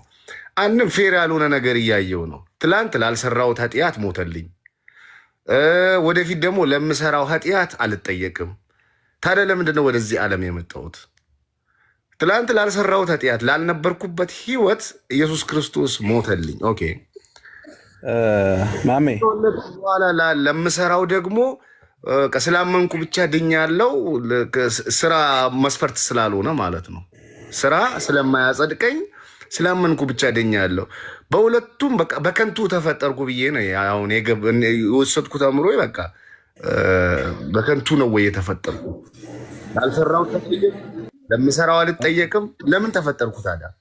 ኦኬ ማሚ አንድ እድል አገኛለሁ። እስካሁን እየሰማው ነበረ። አንዴ እኔ 2 ደቂቃ ስጠኝና የኦርቶዶክስን ቪው ኦፍ አሁን ያልከውን ጥያቄዎች ደግሞ አድሬስ ላድርግልና ከማሜ ጥያቄ ጋር የፕሮቴስታንቱን ቪው አይቶታላ ተድላ እስካሁን ፔትራ በደንብ ነግሮታል የፕሮቴስታንቱ። ስለዚህ ኦርቶዶክሱን ደግሞ በ2 ሚኒት ልግለጽለት መሐመድ ከተቻለ ማለት ነው እንዲያወራ ነው እድል የሰጠነው እንጂ እኛ እያወራን ነበር። አሁን ቅድም ዮሐንስ 3:18 ላይ ነው 16 ላይ ተገለጸው ያለው የለንም ማለት ነው። እኛ አንዴ አረባ ካሁን የመጣው ምንድነው ቆያችሁ አይደል እንዴ? ሜሽ ምንድነው ተባለ? የክርስትና መጀመሪያ በድህነት ነው የሚጀምረው። ክርስትና ስንል ያ ሰው ያመነ ሰው ምን ይጠበቅበታል? እስኪ ስት ድረስ ለምንድነው ዝም የማትሉት? አሁን ህላዊ እያወራ ነው አይደለ? ህላዊ ይጨርስ። ህላዊ ከጨረሰ በኋላ ቢስትም ትክክልም ቢያደርግ እስከ መጨረሻው አስጨርሱት እስቲ። ስለዚህ በክርስቶስ ያመነ ይድናል ስንል ምን ይላል? እንዴት ነው የሚድነው? እንዴት ነው የሚድነው? አሁን እኛ እምነት ብቻ ብለን አናምንም። ኦርቶዶክሶች ስራም ያስፈልጋል። እምነትና ስራ ብለን ነው ለድህነት። ቢኮዝ የዳነ ሰው ነው ሲጀምር ስራ የሚሰራው። ሜሽ እዚህ ጋር ማሰብ ያለብህ ይህ ድነትን ያገኘ ሰው መልካም ስራ ማድረግ አለበት። በምድር ላይ ሲኖር መልካም ስራ ማድረግ እንዳለብን ደግሞ እዛው የማቴዎስ ወንጌል 7:18 ጀምሮ ይናገራል። ምን ይላል? መልካም ዛፍ መጥፎ ዛፍ ፍሬን ማፍራት አይችልም ይላል። መጥፎ ዛፍ መልካም ፍሬ ማፍራት አይችልም ይላል። መልካም ፍሬ የማያፈራ ዛፍ ሁሉ ይቆረጣል፣ ወደ እሳትም ይጣላል ይላል። ፍሬ የተባለው ምንድን ነው? ትልቁ ነጥብ። እኛ በክርስቶስ አምነን ክርስቲያን የተባለን ሰዎች በምድር ላይ ስንኖር ምን ማድረግ አለብን? እምነት ብቻ በልባችን። እኛ የሰው ልጆች ነን። ወደ ኃጢአት ልንመለስ እንችላለን። ኃጢአት ሊያገኘን ይችላል። ያህን ኃጢአት ስናገኝ ኦፍኮርስ ንስሐ አለ፣ በንስሐ እንመለሳለን። ንስሐ ራሱ የተዘጋጀው ለምንድን ነው? እምነት ብቻ ቢሆን ንስሐ ለምን ተዘጋጀ? እኛ መውደቅ ስለማንችል ነው ንስሐ የተዘጋጀልን? ስለምንወድቅ ደካማ ስለሆነ ነው። በነገራችን ላይ እምነት ብቻ ብሎ ስራ ባያስፈልግ ኖሮ ንስሐ አያስፈልግም ነበር። እኛ በስራችን በምናደርገው ኃጢአት፣ ዝሙት ምንድን ነው? ስራ ነው። በነገራችን ተግባር ነው፣ አክሽን ነው። ገብተዋል? የምታደርገው ነገር ነው። ይህን ነገር ስታደርግ ወደ ኃጢአት ትነከራለህ። ከዚህ ኃጢአት ግን የምትወጣው በምንድን ነው? እግዚአብሔር ንስሐ እናዘጋጅቶልን እንድንመለስ። ስለዚህ እምነት ብቻ ቢሆን ኖሮ ኃጢአት ባልነበረ። ስለዚህ ድነናል ብለን እንዲሁ ደረታችንን ኮፍሰን በአንዴ ድነናል ብቻ ብለን ሳይሆን ድነናል እየዳንን ነው እንድናለን ብለን ነው እኛ ኦርቶዶክስ የምናስበው። በነገራችን ላይ በምድር ላይ እያለህ አይደለም ያንተ የውርስ ነገርህን የምታረጋግጠው ሰማያትን መውረስ። አሁን ብዙ ጊዜ ፕሮቴስታንቶች እዚሁ ምድር ላይ እኛ ወራሽ ነን ኦልሬዲ አረጋግጠናል ይላሉ። ይህ እንዳላረጋገጥክ በነገራችን ላይ መጽሐፍ ቅዱስ ብዙ ቦታ ይናገራል። ለምሳሌ ምን ይላል መሰለህ? አንድ ላንብብል እንደው አንድ ክፍል የራእይ 22 አንዴ ቆይ ራእይ ላይ ላንብብልህ። ራእይ 22 ላይ እንዲህ ይላል፣ እነሆ ቶሎ እመጣለሁ፣ ዋጋዬም በእኔ ዘንድ አለ፣ ለእያንዳንዱም እንደ ስራው መጠን እከፍለዋለሁ ይላል።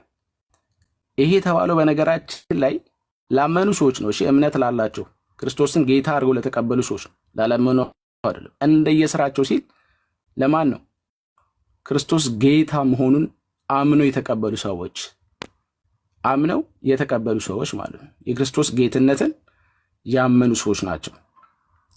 ስለዚህ ሚሺ ምንድን ነው በየትኛውም በእኛ አስተምሮ እዚሁ ላይ አንድ ጥቅስ ቆይ ልድገምልና ቀጥሎ ለወንድሞቼ እድል ሰጣለሁ። አንዴ እሺ፣ እዚህ ጋር አያይጄ ለምሳሌ ምን ይላል? የመጨረሻ የፍርድ ቀን ለምሳሌ በእኛ በኦርቶዶክስ አስተምሮ በመጽሐፍ ቅዱስ ምን ይላል? በመጨረሻ በፍርድ ቀን እንዲህ ይላል። የዮሐንስ ራእይ 20 ላይ ከ12 ጀምሮ እንዲህ ይላል፣ ሙታንን እንዲሁም ታላላቆችና ታናናሾችን በዙፋኑ ፊት ቆመው አየሁ፣ መጽሐፍትም ተከፈተ፣ ሌላ መጽሐፍ ተከፈተ፣ እርሱም የሕይወት መጽሐፍ ነው። ሙታንንም በመጽሐፍቱ በተጻፈው መሰረት እንደ ስራቸው መጠን ፍርድን ተቀበሉ ይላል። እዚህ ጋር ፍርድን ተቀበሉ አስምርልኝ። እሺ ይሄ ፍርድ ምንድን ነው የሚለው? እንደየስራቸው መጠን፣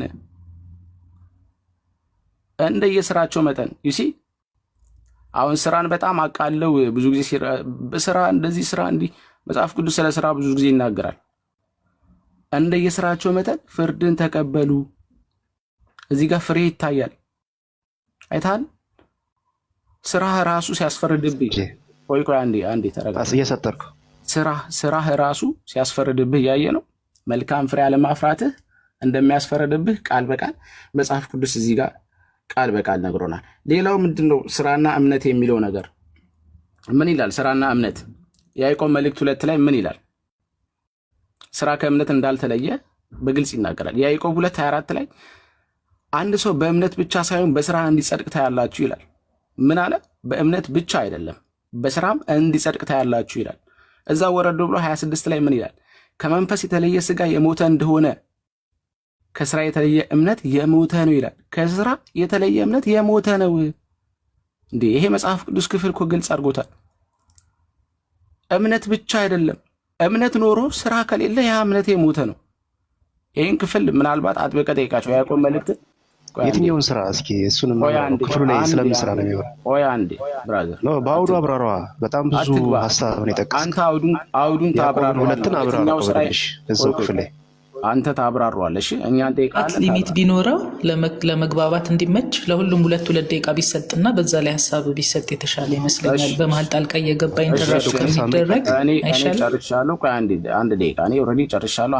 አንድ ደቂቃ ጨርስ። እሺ 20 ሰከንድ። እሺ ስለዚህ ሚሺ ምንድነው? ከመንፈስ የተለየ ስጋ የሞተ እንደሆነ ከስራም የተለየ እምነት የሞተ ነው ይላል። ከስራ ይሄ ማለት በነገራችን ላይ ይሄም ላመኑ ሰዎች ነው። እሺ እስካሁን ስለ ስራና ስለ እምነት ሲወራ ላላመኑት አይደለም። ቅድም ዮሐንስ ወንጌል 3 ላይ የሰማኸው ቅድም በጌታ በክርስቶስ ያመነ እንደ ዳነ ያላመነ ግን አሁን እንደተፈረደበት ተናግሯል። ላመኑ ለተፈረደባቸው ሳይሆን ይሄ ጥቅሶች ሁሉ ላመኑ ሰዎች እምነት ከስራ ጋር መሄድ እንዳለበት ነው የሚናገሩ። ስለዚህ ወንድማችን ያብራራውና እሱ ኮንቴክስቱን እየፈታ ያብራራልን። እኛ እንጠይቃለን። የትኛው ስራ ነው ያለውን እሱ ያኛውን ስራ ያብራራልን። ችግር የለውም። በተራው ሰዓት ሰጠ ነው ዛኛኛ ጥያቄና መልስ እናደርጋለን። ማብራሪያ ብትሰጥ አሪፍ ነበር። ዶክተር ሳምሪ ትቀጥያለሽ። እኔ ደግሞ የወንጌል አማኞችን ከነገርኩ በኋላ በ2 ደቂቃ ዶክተር ሳምሪ ትቀጥላለች። እዛ ክፍል ላይ የሚያወራው ይኸውልህ አሁን ማሜ ወንድማችን መስማት ያለብህ የወንጌል አማኞችን የኃጢአት ስራ ሌላ ነው። ሰው ኃጢአት ሲሰራ ስራ የሚለው እሱ ሌላ ነው። እዚህ ጋር ያዕቆብ እያወራ ያለ ከእናንተ ስራ የሚለው ማለት ነው ወንድም የሆነ ምን ወንድሞቹ ነው። በጌታ ኢየሱስ ክርስቶስ ሲያምኑ በነ ጳውሎስ በነ ያዕቆብ ዘመን ሰዎች ይሰደዳሉ፣ ከቤት ንብረታቸው ይፈናቀላሉ። በጌታ ስለሆኑ በአንዳንድ ዓለምም ይሄን እያየ ነው።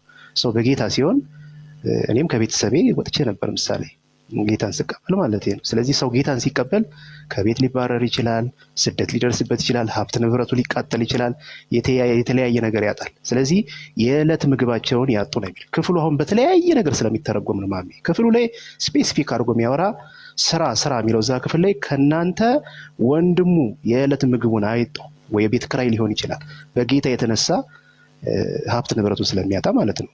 ወንድሙ የቤት ክራይ ወይ የሚበላ ወይ ስደት ላይ ወይ የተለያየ ነገር ሊሆን ይችላል። ስለዚህ ያ ወንድም የዕለት የሚያስፈልገውን አጥቶ እኔ ካላደረኩለት ምንድን እያለ ነው ያዕቆብ? አልዳናችሁ።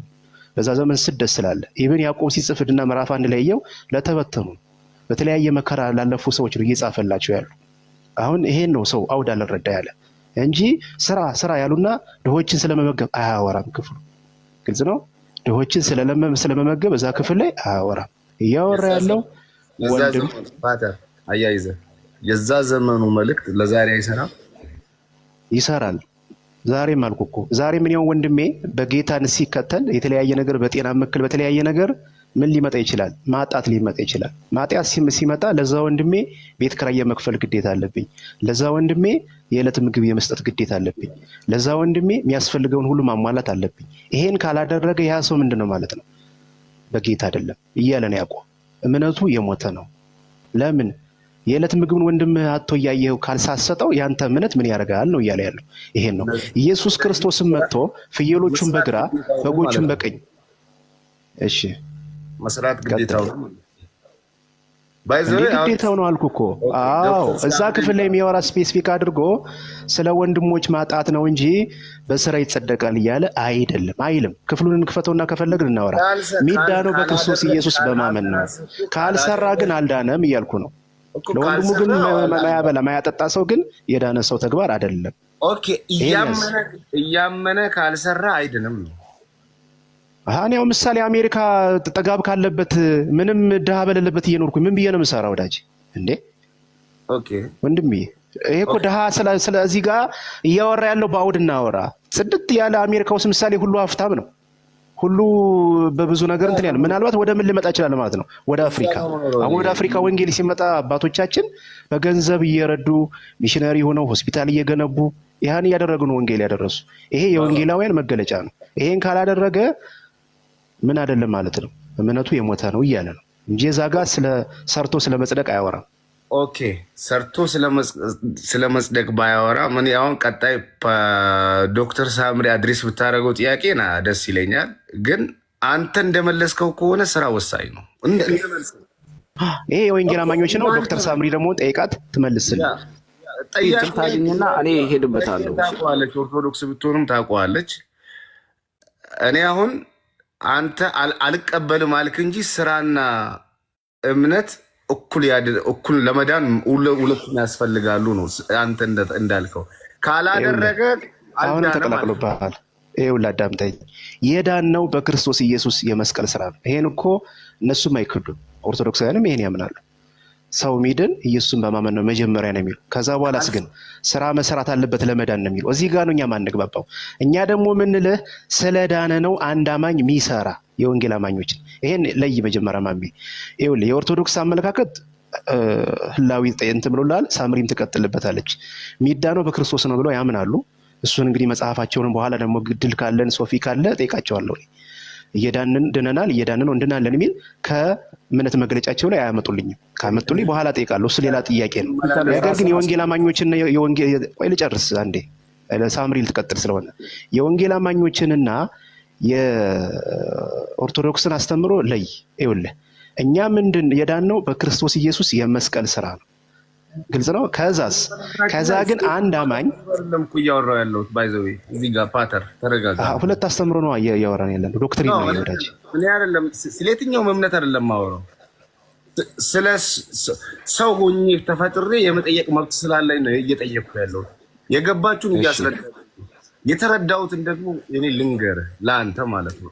እንድታብራራልኝ አልፈልግም። ሳምሪ ትምጣበት፣ በእሷ እይታ በኩል ደግሞ ያለውን ትናገር። ከአንተ የተረዳሁት ሰውየው ቢድንም አምኖ ቢድንም መስራት ግዴታው ነው። ምክንያቱም ካልሰራ አልዳነም ብለሃል። ስለዚህ ስራና እምነት እኩል እንደሆኑ ነው እኔ የተረዳሁት። በቃ ሰው ካልሰራ እኔ አሁን ምን ተደርጎ ይተረጎማል መሰለህ? ምን ተደርጎ ይተረጎማል መሰለህ? ይኸውልህ እኛ ሲጀመር ጳውሎስም ሲለን ረጅም ሰዓት እያወራ ነው ማሜ። አሁን ፔትራ ከረጅም ሰዓት ወዳጅ ሳሙኤል ትቀጥል ነው ወዳጅ። ህላዊ ፓወር እንደኔ ደቂቃው ነው ህላዊ ያወራ እሷ ትቀጥላለች ብያለሁ እኮ ሀሳቡን ይጨርሳ እንዴ ዶክተር ሳሙኤል ትቀጥላለች ወደ እሷ ጥያቄ ጨርስና አንድ ደቂቃ ልጨርስ ሀሳቤን። ሰው አታውራ ረጅም አንተ ሳሚ በቃ እና አንድ ደቂቃ ስጡኝ። አንድ ደቂቃ ስጡኝ። ቤት ይሁን አንድ ደቂቃ ስጡኝ። እየጠየቀው ስለሆነ ነው እየመለሰ ያለው። ነገር ግን መሐመድ እስካሁን ስለነሱ ስለሰማ የኛን ደግሞ በተሰማንና ከዛ ሁለታችንን ጠይቀን እንደዛ ይሻላል። እስካሁን እሱ 6 ደቂቃ አውርቷል። እሱን ስለጠየቀው ያው ፒትራ ግድ ማውራት አለበት፣ መመለስ አለበት። እሱን መጠየቅ እስካላቆም ድረስ እሱ ማውራቱን አያቆምም። አካሄድን ዶክተር ሳምሪ ትንሽ ሰከንድ ልጨርስና ሀሳቤ ልጠቅልላ። ቀጣይ አንቺ ነው ቀጣይ። ይኸውልህ ማሜ የኛ የወንጌል አማኞችን እንትን ልንገርህ። እዚህ ጋር ሁላችንም አሁን እኛ ከኦርቶዶክስ ጋር አንድ የሚያደርጉን አመለካከቶች ሊሆኑ ይችላሉ። እሱ ችግር የለውም። እኛ የወንጌል አማኞችን በድነት ግን ልንገር፣ እኛ የዳነው በክርስቶስ ኢየሱስ የመስቀል ስራ ነው። ግልጽ ነው። ነገር ግን ያዕቆብ እዛ ክፍል ላይ እየተናገረ ያለ እምነትህ የሞተ ነው የሚለው ለወንድሙ የሚያስፈልገውን ማያደርግን ሰው ነው። ስለዚህ እኔ ከያዕቆብ ጋር እስማማለሁ። ለወንድሙ የሚያስፈልገውን አይቶ ማይሰጥ ሰው ሲጀመር ምን ስላልዳነ በቃ ፍሬ እንድናፈራ ነው እኛን እግዚአብሔር ምን ያደረገን ያዳነን። ስለዚህ ኃጢአትንና መልካምን ስራ ግን እየለየህ አሁን ታዲያ ክፉ ስራ ብሰራስ ኃጢአት ብሰራስ እሱ ደግሞ ሌላ አውዳለው። በኋላ ስጠይቀኝ እሱን ደግሞ መልሳለሁ። ያዕቆብን ግን እያወራ ያለው ስለዚህ ስለሆነ እንደገና ባለችኝ 10 ሰከንድ ደግሞ ዮሐንስ ራእይ ላይ ተጠቅሷል። ዮሐንስ ራእይ ላይም ሌላ አውዳለሁ። እኛ ቤተክርስቲያን ትነጠቃለች ብለን ስለምናምን እሱን ደግሞ በኋላ እግዚአብሔር እድል ከሰጠኝ በደንብ አድርጌ ስለዛ ሐሳብ አወራለሁ። ስለዚህ በእኛ በወንጌል አማኞች የሚዳነው በክርስቶስ ኢየሱስ የመስቀል ስራ ነው። የዳነ ሰው ደግሞ ክርስቶስ ኢየሱስን መምሰል ግዴታው ስለሆነ የተፈጠረም ለዛ ዓላማ ስለሆነ ያን ፍሬ እያፈራ ይቀጥላል። ጨርሻለሁ። ዶክተር ሳሚ ትቀጥል። ዶክተር እምነት ከስራ ጋር እያልሽ ነው እንጂ እምነት ከስራ ጋር ነው ስትይ መጽሐፍ ቅዱሳዊ ማስረጃ አጣቅሰሽ ያለሽን አቋም ተናገርሽ። ያው ሴትም ስለሆነች ሌዲስ ፈርስት ጥሩ ነሽ። ቅድም እኔን ሀሳብ ዘርዝሬ አውርቻለሁ። ያው ሰመራይዝ ማድረግ እችላለሁ። አሁን በእኛ ቤተክርስቲያን መዳን በእምነት ብቻ ሳይሆን በስራም ነው እንላለን። ያን የምንለው ለምንድን ነው? መዳን ሲባል ቅጽበት ሳይሆን ፕሮሰስ ነው ብለን ስለምናምን አንድ ሰው ዳን የሚባለው መጀመሪያ ልጅነትን አገኘ። ቲቶ 3:5 እንጠቅሻለሁ። እንደ ምህረቱ መጠን ለአዲስ ልደት በሚሆነው መታጠብ አዳነን እንጂ ይላል። ይሄ የተፈጸመ ነው። አዳነን ብሎ ነው የሚዘጋው እንጂ በመታጠብ እንድናለን አይደለም ገና የሚለው አዳነን። ስለዚህ በአዲስ ልደት ለአዲስ ልደት በሚሆኑ መታጠብ አድኖናል። በጥምቀት ልጅ ሆነናል እያልን ነው እዚህ ጋር። ለተቀበሉት ሁሉ በስሙ ለሚያምኑት የእግዚአብሔር ልጆች የሆኑ ዘንድ ስልጣንን ሰጣቸው ይላል። ክርስቶስን ስንቀበል ወይም ስናምን ልጅ የመሆን ስልጣን ይሰጠናል። ስልጣን ተሰጥቶናል። ተጠምቀን ደግሞ ልጅነትን አግኝተናል። ዳንን ስንል እኛ እንደ ቤተክርስቲያን ይሄን እያልን ነው። ሌላው ምንድነው? በምንም ይገለጻል? ኤፌሶን 2:8-10 ላይ መልካሙን ስራ ለመስራት ጸጋው በእምነት አድኖናል፣ ይህም ከኛ ስራ አይደለም ይልና መልካሙን ስራ ለመስራት በክርስቶስ ኢየሱስ ተፈጠርን ይላል። ዳንን ስንል አንድ በፓስት የምናወራው ነገር ተፈጽሟል ብለን የምናወራው ነገር ምንድነው? አዲስ ፍጥረት መሆንን ነው። በክርስቶስ አዲስ ፍጥረት መሆንን ልጅነት ማግኘትን ነው። እና ከፍርድ ማምለጥን ያመነ ሰው ከፍርድ አምልጧል። ያምን ማለት ነው ያለማመን ፍርድ የለበትም ማለት ነው። በክርስቶስ ያላመነ ግን በአንዱ በእግዚአብሔር ልጅ ስላላመነ አሁን ተፈርዶበታል። ያመነ ግን ያለማመን ፍርድ የለበትም ማለት ነው። ድህነትን እዚህ ጋር የመጀመሪያ ማለት ነው። አንድ ክርስቲያን ዳን የሚባለው ሲያምን ሲጠመቅ ነው። እዚህ ጋር የተፈጸመ ድህነት ነው። ልጅነትን ማግኘት አዲስ ፍጥረት መሆን ተደምድሟል። ይሄ ደግሞ ከኛ ስራ በጭራሽ አይደለም፣ በእኛ ስራ አይደለም ይላል ኤፌሶን 2:8 ላይ እዛው። እኛ በእኛ ስራ ልጅ ሆነናል፣ አዲስ ፍጥረት ሆነናል አላልንም። ክርስቶስ ሞቶ ተሰቅሎ ሞቶልን በጸጋው እንዲያው በጸጋውን ያዳነን። ያንን ደግሞ እኛ የምናገኘው አምነን ስንጠመቅ ነው፣ በእምነትና በጥምቀት ነው ብለን እናምናለን። እዛ ላይ የኛ ምንም ስራ የኛ ምንም አስተዋጽኦ የለበትም።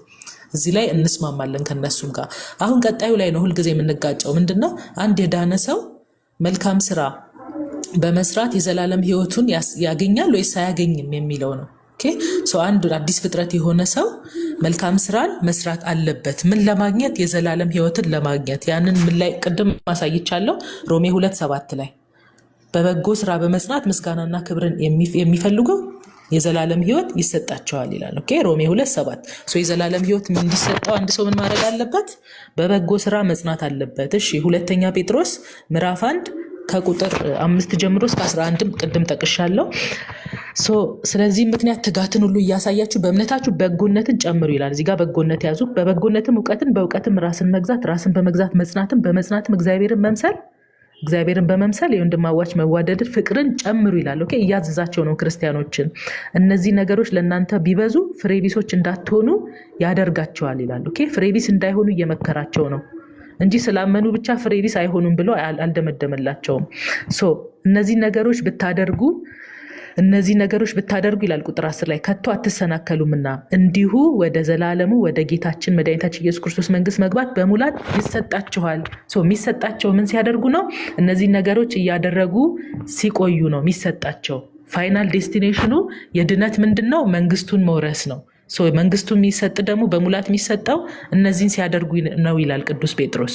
ስለዚህ መዳን ፕሮሰስ ነው እንጂ በቅጽበት አይደለም። አንድ ሰው ባመነ ሰዓት ድህነትን ያገኛል። ያ ድህነት ደግሞ ምን ማለት ነው? አዲስ ፍጥረት ሆኗል፣ ልጅነትን አግኝቷል ነው። ከዛ ግን የሚቀጥል ደግሞ አለ። ያንን ያገኘውን ድህነት ማስቀጠል አለበት። የእግዚአብሔር ልጅ ነው። በዛ በልጅነቱ በመጽናት መልካም ስራን በማድረግ ለፋይናል ዴስቲኔሽን ወይም የመጨረሻ ግቡ መግባት መቻል አለበት። የመጨረሻ ግባችን ምንድነው? መንግስቱን መውረስ ነው። ያን የምናገኘው በምንድነው? በበጎ ስራ በመጽናት ይላል ቅዱስ ጳውሎስ። ቅዱስ ጴጥሮስ ደግሞ እነዚህን በበጎነት ክርስቶስን በመምሰል የዘላለም ሕይወትን ማግኘት፣ መንግስቱን መውረስ በሙላት ይሰጣችኋል ይላል። ከዚህ ውጪ በስራ አይደለም የሚሉ ብዙ ቦታዎች አሉ ቅዱስ ጳውሎስ የጻፋቸው መልእክታት ላይ። እነዛ ምንን ለማሳየት ነው? የመጀመሪያዋ ልጅነትን ያገኝባት አዲስ ፍጥረት የሆንባት ከስራ አይደለም እያለ ነው። ሁለት ደግሞ ከመገረዝ አይደለም እያለ ነው። መገረዝ እኛ ለአዲስ ፍጥረት ለመሆን ወይም ልጅ ለመሆን ያስፈልጋል ብለን አናውቅም። መጽሐፋችን የሚያስረዳን እምነት ያድናል። እምነት ወደ ዘላለም ሕይወት የመግባት መንገድ ነው። ያለ እምነት መግባት አይቻልም። ወደ ዘላለም ሕይወት መንገድ የገባ ግን መንግስቱን ለመውረስ የግድ ስራ መስራት አለበት። ካልሰራስ ይቆረጣል። የዮሐንስ ወንጌል ምዕራፍ 15 ቁጥር 2 ላይ ፍሬ የማያፈራውን በእኔ ያለውን ቅርንጫፍ ያስወግደዋል። በክርስቶስ ሆኖ አምኖ በግንዱ ተጣብቆ ነገር ግን ፍሬ ባያፈራ ያስወግደዋል። ፍሬ ያለማፍራት እድል አለው። በክርስቶስ የሆነ ሰው ላያፈራ ይችላል። ያን የሚነግረን ራሱ መጽሐፍ ቅዱስ ነው። ፍሬ የማያፈራውን ሲል ፍሬ ላያፈራ እንደሚችል እየነገረን ነው። የማያፈራ ከሆነ ደግሞ ያስወግደዋል። ስለዚህ ስራ ለድነት ስንል መልካም ፍሬ ማፍራት እንዳለብን፣ ካላፈራን ግን እንደሚያስወግደን እየተናገርን ነው። ሌላው የማቴዎስ ወንጌል ምዕራፍ 25 ከቁጥር 31 ጀምሮ ማቴዎስ 25 ሰዓቴን ይዛችሁታል ላይ ገስ ያስኩ ስላልሆነ ማቴዎስ 25 ከቁጥር 31 ጀምሮ የሰው ልጅ በክብሩ በሚመጣበት ጊዜ ከእርሱም ጋር ቅዱሳን መላእክቱ ሁሉ ጊዜ በዚያን ጊዜ በክብሩ ዙፋን ይቀመጣል ይልና አሕዛብን ሁሉ በፊቱ ይሰበሰባሉ። እረኛም በጎቹን ከፍየሎች እንደሚለይ እርስ በርስ ይለያቸዋል ይላል። በጎቹን በቀኙ ፍየሎቹንም በግራ ያቆማቸዋል። በጎቹን ምን ይላቸዋል? ተርቤ አብልታችሁኛል፣ ተጠምቼ አጠጥታችሁኛል፣ እንግዳ ሆኜ ተቀብላችሁኛልና ዓለም ከተፈጠረ ጀምሮ የተዘጋጀላችሁን መንግስት ውረሱ ይላቸዋል። በግራው ያሉትን ደግሞ እናንተ እርጉማን ለሰይጣንና ለመላእክቱ ወደ ተዘጋጀ ወደ ዘላለም እሳት ሂዱ ይላቸዋል። ለምን? ተርቤ አላበላችሁኝም፣ ተጠምቼ አላጠጣችሁኝም። እነዛን ወደ ዘላለም ቅጣት፣ ጻድቃንን ወደ ዘላለም ሕይወት ይሄዳሉ ይላል። እነዚህ ወደ ዘላለም ቅጣትና ወደ ዘላለም ሕይወት የሚወሰዱት መልካም ስራ በመስራትና ባለመስራት ክራይቴሪያ ነው። ክራይቴሪያው በጎነት ብቻ ነው። እምነት እዚህ ጋር የለም ክራይቴሪያ። ሁለቱም ያመኑ ናቸው። ያመኑ ባይሆኑ ኖሮ አንዳቸው እናንተ ስላላመናችሁ ተፈርዶባቸዋል ይላቸው ነበር። እዚህ ጋር ግን እየጠየቀ ያለው የተራበን ማብላትና የተጠማን ማጠጣት ነው። በዚህ መሰረት ወደ ዘላለም ሕይወትም ወደ ዘላለም እሳትም ለመግባት በጎነት ወይም መልካም ስራ ይጠበቃል ብለን እናምናለን። ጨርሻለሁ። አምሪ ያጠቃዩ በጣም አሪፍ ሄዳለች። ሙላት ትቀጥላለህ። በነገራችን ላይ ሳምሪ ትንሽ ፎሎወር ነው ያላት። ብዙዎቻችሁ ፎሎ ብታደርጓት የምታውቀውን ብትወስዱ አሪፍ ነው ብዬ እላለሁ። ለመማማር ነው አንድ ላይ የተሰበሰብነው። ፕላትፎርሙ የመጣው ተሰባስበን አንዳችን የማናውቀው ለአንዳችን እንድንወስድ ነው። ፎሎ አድርጓት። ሙላት ቀጥል።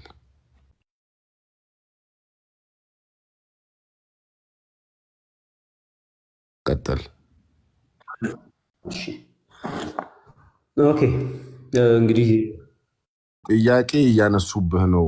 ይቅርታ የትኛው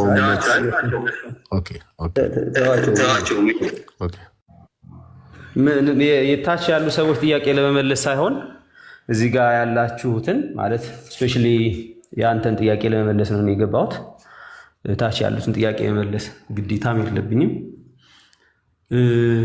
ፖለቲካ ነው የሚሰሩት፣ ግድም አንሰጣቸውም። ስለዚህ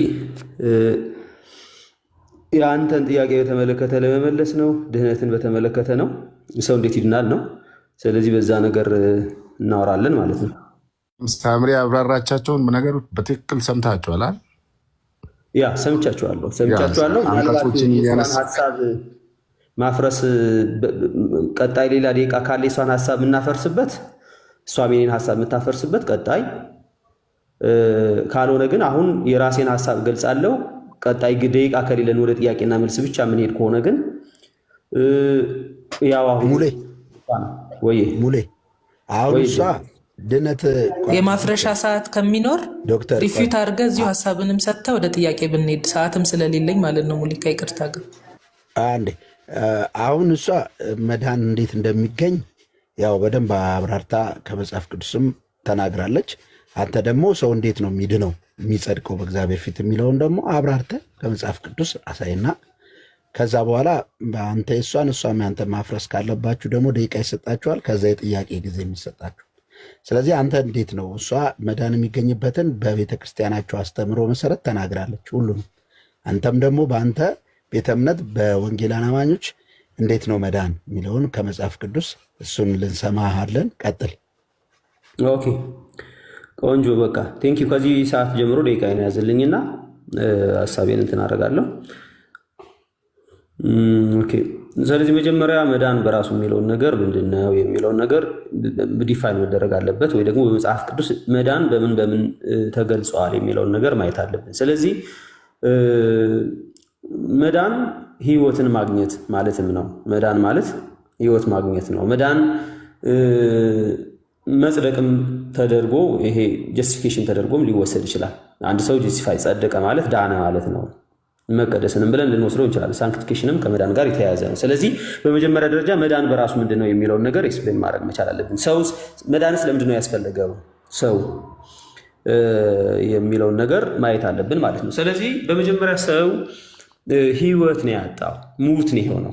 አዳም ከጅምሩ ችግሩ ምን ነበረ? ሰው መዳን ለምን አስፈልገው? ምን ሆኖ ነው መዳን የተፈለገው ሲባል ሰው በእግዚአብሔር መልክና ምሳሌ የተፈጠረ ሰው ከእግዚአብሔር ጋር ሲኖር የነበረውን ሰው እንግዲህ እንደምታውቁት በገጠመው እክል በኃጢአት ምክንያት ሰው ከእግዚአብሔር ጋር ተለይቷል፣ ሙቷል፣ ሞትን አግኝቷል። ይህንን በበላ ጊዜ ለአዳም እንደተባለው ሞትን ትሞታለህ ተብሏል ማለት ነው። ስለዚህ በበላ ቀን ሞቷል፣ ከእግዚአብሔር ተለይቷል በመንፈስ ማለት ነው፣ በስጋ አይደለም። በስጋ ከዛ በኋላ ከ939 ዓመት በኋላ ነው አዳም የሞተው እንደሚታወቀው። ስለዚህ በግልጽ ምን እያልን ነው? አዳም ሞትን ሞቷል። ስለዚህ ሞትን ከሞት አሁን ህይወት ማግኘት ሰው ሞትን ሞቷል በአጠቃላይ ማለት ነው፣ ህይወት ማግኘት አለበት ማለት ነው። ስለዚህ ህይወት ለማግኘት ምንድነው ማድረግ ያለበት? ሰው ሙት ከሆነ ከዛ ሞት እንዴት ነው መዳን ያለበት? ከዛ ሞት እንዴት ነው ማምለጥ ያለበት? እሱ ነው ዋናው ጥያቄ። እሱን እንመልሳለን ማለት ነው። ስለዚህ ግልጽ በሆነ መንገድ የሰው ልጅ ሙት እንደሆነና ከዚህ ሞት እንዴት መዳን እንዳለበት መጽሐፍ ቅዱስ ምን ይናገራል የሚለውን ነገር መጽሐፍ ቅዱስ እያነሳን ማየት እንችላለን። በበደላችንና በኃጢአታችን ሙታን እንደነበርን መጽሐፍ ቅዱስ በኤፌሶን ምዕራፍ 2 ላይ ከቁጥር 1 ጀምሮ ይናገራል። በፍጥረታችንም የቁጣ ልጆች እንደነበርን መጽሐፍ ቅዱስ በግልጽ ይናገራል። ከዛ በኋላስ ነገር ግን እግዚአብሔር በምሕረቱ ባለጠጋ ስለሆነ ከወደደን ከትልቅ ፍቅሩ የተነሳ በኃጢአታችንና በደላችን ሙታን እንኳን በሆነ ጊዜ ከክርስቶስ ጋር ሕይወትን ሰጠን ካለ በኋላ በጸጋ ድናችኋል አለ። ኦኬ፣ በጸጋ ማለት በነፃ ድናችኋል፣ እንዲሁ እግዚአብሔር ሰጥቷችኋል አለ። ስለዚህ በሚመጡ ዘመናት የጸጋውን ባለጠግነት እንዲያሳይ እግዚአብሔር ከክርስቶስ ጋር አስነስቶናል፣ ከክርስቶስ ጋር በሰማያዊ ስፍራ አስቀምጦናል ይልና ጸጋው በእምነት አድኗችኋል፣ ይህም የእግዚአብሔር ስጦታ ነው እንጂ ከእናንተ አይደለም፣ ማንም እንዳይመካ ከስራ አይደለም ይላል። እዚህ ጋር የመጀመሪያ ነገር ምን ያነሳል? በጸጋ አድናችኋል ይላል። ቁጥር 5 ላይ ጸጋ ውስጥ በምንድን ያዳነን? በእምነት። ጸጋውን በእምነት አድኗችኋል። ይሄ በእምነት ያዳነን ጸጋ የእግዚአብሔር ስጦታ ነው ይላል። ስለዚህ እግዚአብሔር ምን አድርጓቸዋል? ሰጥታችኋል። ከራሳችሁ አይደለም። ስለዚህ ከስራ አይደለም አለ። ለምን? ማንም ሰው እንዳይመካ ከስራ አይደለም። ማንም ሰው መመካትም የለበት ከስራ አይደለም። ለምን? ኦልሬዲ ሰው ሰርቶም ኢርን ማድረግ ስለማይችል ማለት ነው። ምን? የዘላለም ህይወትን ማለት ነው።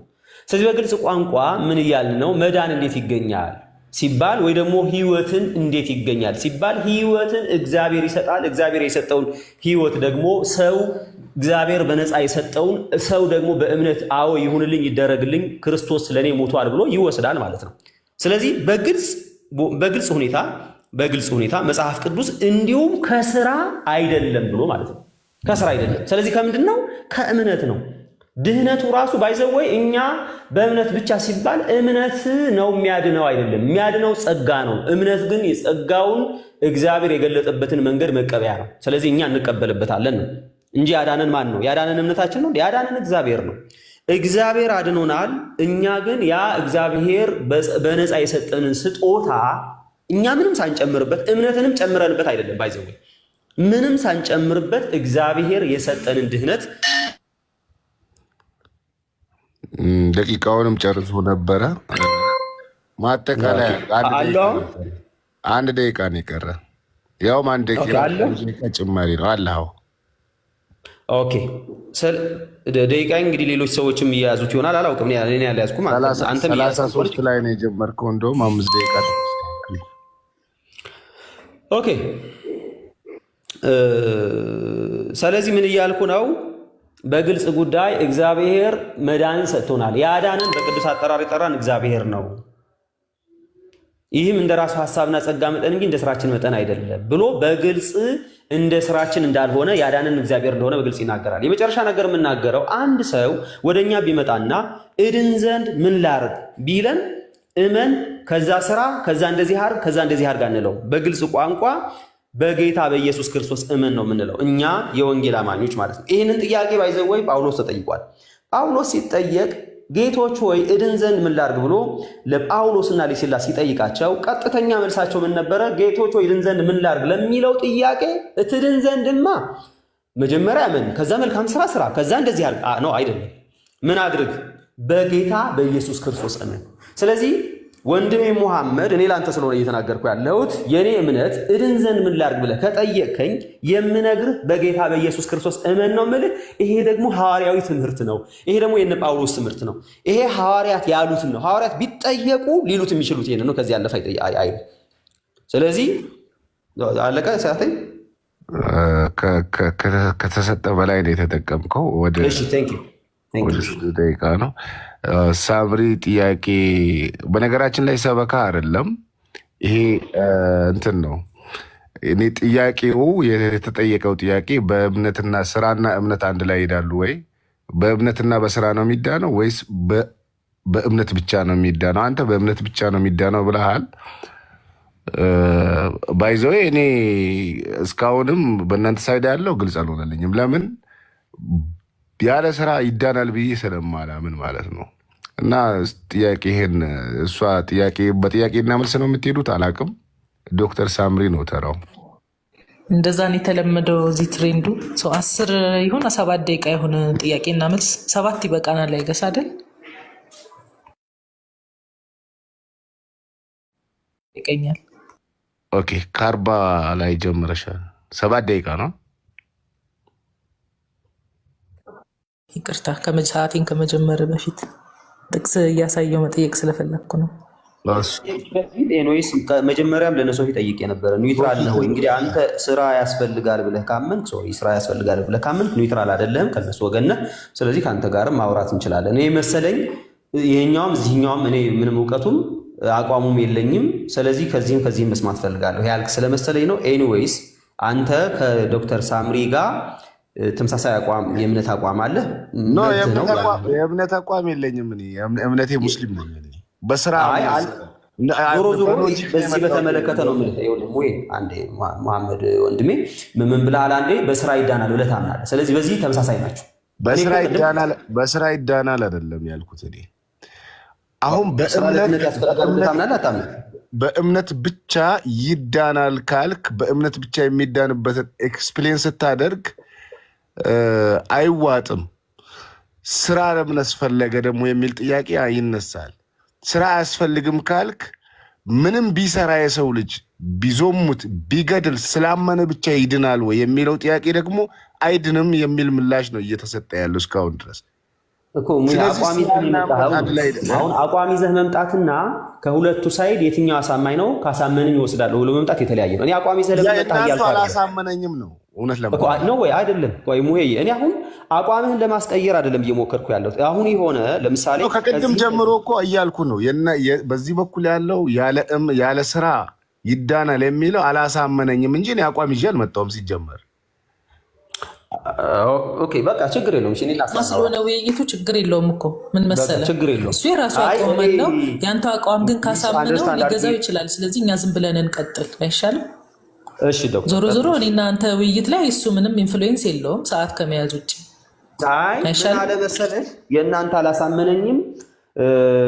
አሁን ክርክሩ ከሁለት ሰው ጋር ሆነ እያረኩ ያለሁት ሙግቱ እኔ ማለት ነው። አሁን እሱ ምን አለ የእናንተ አላሳመነኝም። ማሙሌ ውይይታችን ከኔ ጋር ስለሆነ እሱ ምንም እኮ አልገባም። እሺ ቀጥሉ በቃ። ሰዓት እየያዘ ብቻ ነው እሱ ገብቶ እንደኔ ቢያዋራህ ትክክል ነበርክ። ያ እሺ ቀጥሉ። እሺ ችግር የለውም ቀጥይ ዶክተር።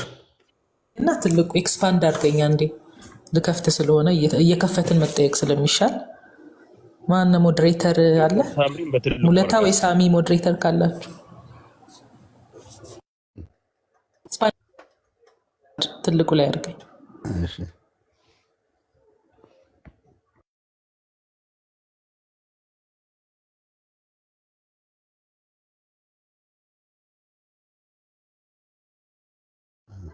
ዶክተር መያዝ ትችላለህ። ከ43 ይላል እኔ ጋ ሙሌ ሮሜ ምዕራፍ 2 ቁጥር 7 ላይ አለ ሙሌ። ኦኬ እሺ በቃ ደቂቃ ያን ያዝልኝ። ነገር የለም። ስንት ደቂቃ ነው እንትን የምትሉት? ልክ ሲመጣ እንድንይዝ በቃ ሲመጣ እንይዛለን። መጥቷል ሙሌ መጣ። እሺ ቀጥሉ። 44 ቁጥር 7 ላይ ወይ ከ44 እሺ ሮሜ 2:7 ላይ ነው ሙሉ ያወጣሁት። ምን ይላል? በበጎ ስራ በመጽናት ምስጋናና ክብርን የማይጠፋን ሕይወት ለሚፈልጉ የዘላለም ሕይወት ይሰጣቸዋል ይላል። ሰው የዘላለም ሕይወት የሚሰጣቸው ምን ያደረጉ ናቸው ይላል? ሮሜ ምዕራፍ 2 ቁጥር 7 ላይ በግልጽ እያወራ ያለው ስለ አይሁድና ስለ አሕዛብን በተመለከተ ነው። አይሁድን ምን እያላቸው ነው? ኦልሬዲ ለሰው ፊት አይቶ እግዚአብሔር እንደማያደላ ከሁለቱም ከአይሁድም ከአሕዛብም እግዚአብሔር ማዳን ስለሚችል ነው ኮንቴክስቱ እያወራ ያለው እንጂ ችግሩ ያለው አሕዛብም የዘላለም ሕይወት እንዲሰጣቸው ምን ማድረግ አለባቸው ይላል። ያቀለምኳትን መልስልኝ። አይሁድም ሆኑ አሕዛብ በክርስቲያን የሆኑት ማለት ነው የዘላለም ሕይወት። ስለ ክርስቲያኖች ነው አይደል የተጻፈው መጽሐፉ? የሮሜ መጽሐፍ ወደ ክርስቲያኖች የተጻፈ መጽሐፍ ነው። እንደዛ እናምናለን። ስለዚህ ክርስቲያኖች የዘላለም ሕይወት እንዲያገኙ ምን ማድረግ አለባቸው ይላል። ክርስቲያኖች ምን ማድረግ አለባቸው አይደለም። ሁለቱንም አሕዛብንም አይሁድንም ክርስቲያኖች አልነበሩም። አይሁድም ክርስቲያን አይደለም፣ አሕዛብም ክርስቲያን አይደለም። አይሽ አሁን ግን አይሁድ ክሌም ያደረጉት እኛ ብቻ ነን መዳን የሚገባን ሲሉ ነው። እናንተ ብቻ አይደላችሁም።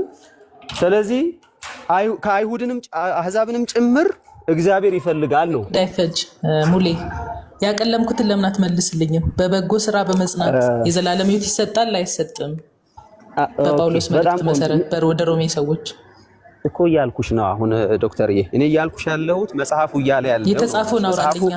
አይ አይሰጥም ካልክ እዛው ላይ ማስረጃ ሳየኝ፣ አይ ይሰጣል ካልክ ደግሞ ጥቅሱን ተቀበልና እንለፍ ወደ ሌላ ጥቅስ። ምን ማለትሽ ነው? በበጎ ማለት አንቺ እያልሽ ያለሽው ሰው መልካምን ስራ ሰርቶ ድሃ ብልቶ ምናምን የዘላለም ሕይወት ያገኛል ወይ ነው እያልሽኝ ያለሽው? ተርጉም ይሁን እያልሽ ነው። ጳውሎስ የዘላለም ሕይወት የሚሰጠው ምን ያደረገ ነው ይላል ነው ጥያቄ። በቃ ጳውሎስ የዘላለም ሕይወት በጣም ቆንጆ። ጳውሎስ ቁጥር 7 ላይ ምን ይላል? እዛው ሮሜ ላይ እኮ በእምነት እዛው አትበለኝ። እኔ ይሄኛውን ጥቅስ ነው ጥያቄ። ጳውሎስ ራስ ልነግርሽ ነው። አሁን እሱን መጽሐፉ እንዴት ይፈታል የሚለውን ነገር ልንገርሽ። አንቺ አንደኛ ኢንተርፕሬት አድርገሽው ስራ የሚለው በበጎ ስራ የሚለውን ለራስሽ እንዲመች ምን አድርገሽዋል? ከምጽዋት ጋር ከሌላ ነገር ጋር አያይዘሽዋል። እንደዛ አይደለም እያለ ያለው። አሁን በበጎ ስራ ምንድነው የሚለው ሌላ ቀን እንወያያለን። አሁን በበጎ ስራ መጽናት ይዘላለም ያሰጣል አያሰጥም? በዚህ ጥቅስ መሰረት ይኸውልሽ ዶክተር እኮ ጳውሎስ ምን እያለ ነው?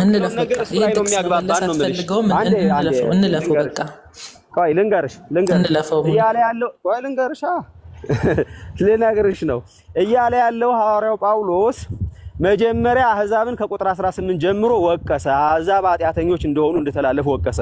አሁን ደግሞ አይሁድን ወቀሰ። ስለዚህ ትቻለሁ ሙሌታ አለ ጥቅሱን ትቻለሁ አይተቻለሁ በቃ ስላልመለስ በቀጥታ መልስ ነበር የፈለኩት ነው ወይም አይደለም የሚል ነበር የፈለኩት ማለፊያለሁ የዮሐንስ ወንጌል ምዕራፍ 15 ከቁጥር 1 እስከ 2 የሚለውን ላንብብልህ። እውነተኛው ግንድ እኔ ነኝ፣ ገበሬውም አባቴ ነው። ፍሬ የማያፈራውን በእኔ ያለውን ቅርንጫፍ ሁሉ ያስወግደዋል ይላል።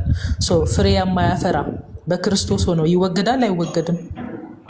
ጥያቄው ሰው እንዴት ይድናል ነው እንጂ እያወራን ያለ ነው እንዴት ድህነቱን ያጣል አይደለም። ከፈለግሽ ግን ይሄንን በሌላ ቶፒክ ከዚህ ውይይት በኋላ የዘላለም ሕይወት ከተወገድክ ዳንክ ይባላል። ያገኘውን ድህነት እንዴት ያጣዋል? እንዴት ያጣዋል? አያጣውም? እንዴት የሚያጣው ከሆነ እንዴት ያጣዋል የሚለውን እንወያያለን። ይሄ የዘላለም ሕይወት ማለት ነው። የዘላለም ሕይወት ካላገኘ ዳንክ ይባላል። ፋይናል ዴስቲኔሽን መንግስቱን መውረስ ነው አይደል? መንግስቱን ካልወረስክ ዳንክ ይባላል። የዘላለም ሕይወት ያገኘ ሰው እንዴት ነው ማስቀጠል ያለበትና የዘላለም ሕይወት ያላገኘ ሰው እንዴት ነው ማግኘት ያለበት? ሁለቱ የተለያዩ ነገሮች ናቸው። ስለዚህ ያላገኘ የዘላለም ሕይወት ለማግኘት እኮ ስራ ያስፈልጋል እያልኩ እኮ ነው ጥቅስ ያመጣውልህ። ፍሬ ካላፈራ ከዘላለም ሕይወት ይወገዳል አይወገድም? ሐሳብ ያልገባሽም ማለት ርዕሱ አልገባሽም እያልኩሽ ያለው ርዕሱ የዘላለም ሕይወት ለማግኘት እንጂ ለማጣትና ላለማስቀጠል አይደለም።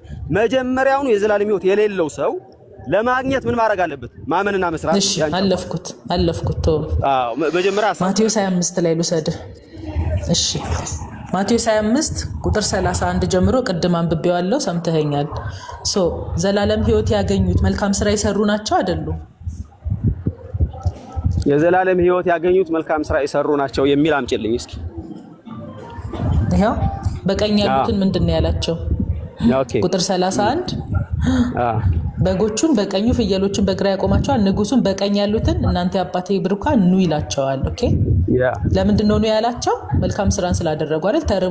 ተርቤ አብልታችሁኛል፣ ተጠምቼ አጠጥታችሁኛል ስላሉ በዛ መስፈርት ነው አይደል ያስገባቸው። ኦኬ ስለዚህ የዘላለም ሕይወት የሚገኘው በማብላት በማጠጣትና ባለማብላት ባለማጠጣት ነው። እነዛኞቹ ችግራቸው የሃይማኖት ሳይሆን ያለማብላት ያለማጠጣት ነው እያልሽኝ ያለሽ? አዎ ትክክል። ኦኬ በግራም በቀኝም ያሉት አምነዋል። ጥያቄ ምንድነው? መስፈርቱ ምንድነው? ወደ ግራ ወደ ዘላለም ሕይወትና ወደ ዘላለም እሳት ለመግባት እዚህ ጋር መስፈርቱ ምንድነው ጌታ የተናገረው? በጣም ቆንጆ። በመጀመሪያ ደረጃ እዚህ ጋር ጌታ ኢየሱስ ክርስቶስ ክርስቲያን በዚህ በግራም በቀኝም ያሉት ክርስቲያኖች ናቸው ተብሎ የሚያምኑ ሰዎች አሉ። እሱን እናንተ ማለት ነው ኦርቶዶክሳውያን እንደዛ ብላችሁ ታምናላችሁ። የኛ እምነት አንተ በግራ ያሉት ክርስቲያኖች አይደሉም ብለህ ነው የምታምነው? በግራ ያሉት ክርስቲያኖች አይደሉም ብለህ ነው የምታምነው? በግራ ያሉት ክርስቲያኖች አይደሉም ብለህ ነው ወይ የምታምነው? ክርስቲያኖች አይደሉም። አዎ ክርስቲያኖች አይደሉም። ኦኬ ያላመነ ሰው ወይም ክርስቲያን ያልሆነ ሰው ስለማብላት ነው የሚጠየቀው? አላመነም እና ፍርድ ውስጥ ነው ከጅምሩ። አይዋ በጣም ቆንጆ። በመጀመሪያ ደረጃ ለምን አላበላህም ተብሎ ነው ወደ እሳት የሚጣለው ወይስ ስላላመነ ነው ክርስቲያን ያልሆነ ሰው?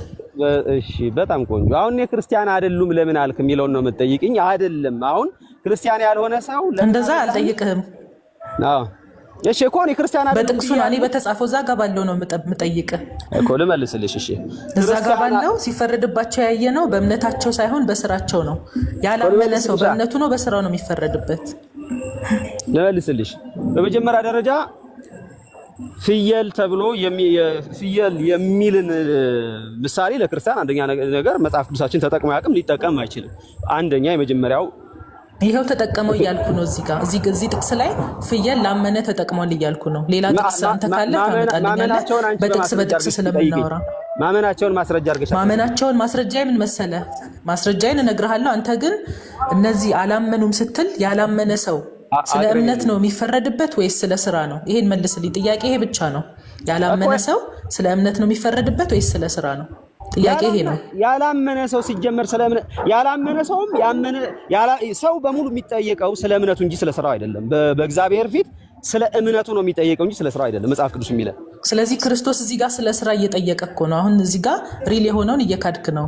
ስለ ስራ ክርስቶስ እየጠየቀ በዛ መስፈርት እየፈረደ ጊዜ አትሰጭኝም። አያሽ አሁን እኔ ጊዜ የምሰጥህ ይኸውልህ ሰው የሚፈረድበት ጥያቄን አድሬስ ስታደርግልኝ ነው። ሰው የሚፈረድበት ያላመነ ሰው ማለት ነው በእምነቱ ነው ወይስ በስራው ነው ነው ጥያቄ። እቺን ብቻ መልስልኝ። ያላመነ ሰው ነው የምልሽ። ያላመነ ሰው ከጅምሩ በስራ ነው። ያላመነ ሰው አይደለም፣ ያመነ ሰውም በስራ ነው በስራ አይደለም ተብሎ በእግዚአብሔር ዘንድ ፍርድ የለም ከዘላለም ሕይወት አንጻር እያልኩሽ ነው። ያላመነ ተፈርዶበታል አይልም ይላል። ያላመነ አሁን ተፈርዶበታል ይላል አይልም መጽሐፍ ቅዱስ። እየሰማሽኝ አይደለም? አይሽ የራስሽን ብቻ ነው እያወራሽ ያለሽው። እየነገርኩሽ ያለሁት ሰው የዘላለም ሕይወት ለማግኘት ከጅምሩ ስራ ተጠይቆ አያውቅም እያልኩሽ ነው። እዚህ ጋር ታዲያ ስራ እየጠየቀ ነው አይደለም እኮ እሱ ምን እያለ ነው? እዚህ ጋር ስራ ተጠይቋል፣ ጭራሽ አይጠየቅም እያልከኝ ነው እኮ። አይ በቃ እሺ ቀጥል ያንተን ጥያቄ። አንኳን መሐመድ ሳፊ አልፈቀድሽልኝም። ኦኬ 8 ደቂቃ እሱ ማጠቃለያ ላይ ታብራራለህ። ችግር የለውም። እሺ አብራራለሁ ማጠቃለያ ላይ። እሺ 8 ደቂቃ ከአራት ነበር። 8 ደቂቃ ተጠቅማችኋል። 8 ደቂቃ አሁን ደግሞ ተጠቀሙ።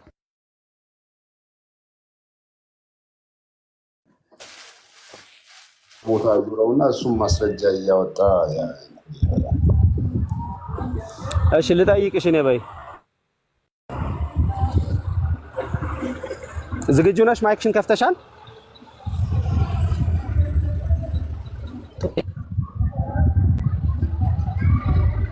ኦኬ የመጀመሪያ ጥያቄ የዘላለም መዳን የምትይው አንቺ ሰው በስራው የዘላለም ሕይወት ያገኛል ብለሽ ነው አይደል የምታምኚው? ነው አይደል? የዘላለም ሕይወት ያገኛል ብዬ አምናለሁ። አዎ በእምነትና በስራ። እሺ ስለዚህ ለምን ኤፌሶን ምዕራፍ 2 ቁጥር 8 ላይ ጸጋው በእምነት አድኗቸዋል የእግዚአብሔር ስጦታ ነው ከእናንተ አይደለም ማንም እንዳይመካ ከስራ አይደለም ለምን አለ? ጸጋው ስላዳነን ድህነት ነው። በጸጋ ያገኘነው ድህነት ምንድነው? አዲስ ፍጥረት መሆን፣ ልጅነትን ማግኘት ነው። ያ ደግሞ በእምነት የምናገኘው ክርስቶስ እንዲሁ የሰጠን ነው። ኦኬ የዘላለም ሕይወት እዛ ጋር የዘላለም ሕይወት በስራ አይገኝም የሚል ነገር አልተጻፈም። ኦኬ የጠየቀኝ አዲስ ፍጥረት ስለሆነ እዛ ጋር የተጻፈው አዲስ ፍጥረት ደግሞ በስራ አይደለም ብዬ ኮንፌስ አደርግላለሁ። እኔ አዲስ ፍጥረት የሚሆነው በስራ አይደለም። አንዴ ስሚኝ አይደለም ስለ ዘላለም ሕይወት ነው ያወራው። ይኸው ሕይወት ከክርስቶስ ጋር ሕይወት ሰጠን ቁጥር 5 ላይ አንብቢውና ከክርስቶስ ጋር ሕይወትን ሰጠን ብሎ ይናገራል። ይሄ የሰጠን ሕይወት በምንድን ነው? ከክርስቶስ ጋር የሰጠን ሕይወት በምንድን ነው የሰጠን እኮ? ይኸው ጥያቄ እኔ እዛው ግልጽ ነው። የዘላለም ሕይወት አይደለም ወይ አሁን ጳውሎስ እያለ ያለው ለኤፌሶን ሰዎች የዘላለም ሕይወት ሰጣችሁ ነው የሚለው ወይስ ምንድን ነው እያለ ያለው?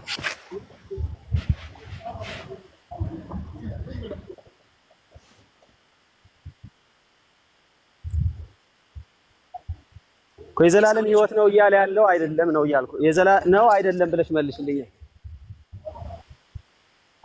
የዘላለም ሕይወት ነው አይደለም? የኔ ድምፅ አይሰማም እንዴ?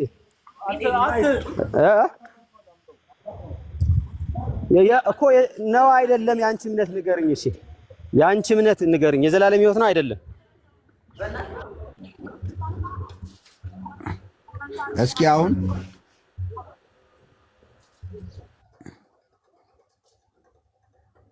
ከታች ይሰማችኋል? የዶክተር ድምፅ ይሰማል? ሶፊ ከመጣም ይሰማል። ይሰማል አሁን አለው ነው ይሰማኛል። እንግዲህ እናንተን አላውቅም። አትውጣ አንተ እየወጣ ታች አይሰማችሁ? እሱ መጥቷል። የሚሰማ ከሆነ እንትን አይሰማም እያሉ ወይ እኛን ጨርስ መሰለኝ። አሌክስ አዎ እያለ ነው። መሐመድ ስለሆነ ሀሳቡን ያነሳው ወይ ለሱ ጨርስለትና አዎ እያሉ ነው። ምሳ ሰዓት ሊያልቅ ነው። ምሳዬን ሳልበላ ይሰማል እያሉ ነው። እንትን ፍላይት ሞድዋን አዎ ይሰማል እኮ እያሉ እኮ ነው። ያ ሶፊ ሲወጣ ነው ድምጿ የሚጠፋው። አንቀጥል ሙሌ ቀጥል። ሶፊ አትውጣ እንዴ ቀጥል። 5 ደቂቃ ነው የቀረን። ሶፊ ፕሊዝ። እዚህ ጋር እያልኩሽ ያለው ጥቅሱ አይደለም። እዚህ ጋር ያለው ነው። ይሄን ቀጥታ መልሽልኝ፣ ካልሆነ በቃ ልዝለለው። እዚህ ጋር በበደላችን ሙታን ስለነበርን ሕያዋን ሆነን ከክርስቶስ ጋር ሚል ነው። ይሄኛው ደግሞ በእምነት ነው አይደለም ነው እያልኩሽ ያለው። ኦኬ የዘላለም ሕይወት ነው አይደለም? እኮ የዘላለም ህይወት ነው አይደለም?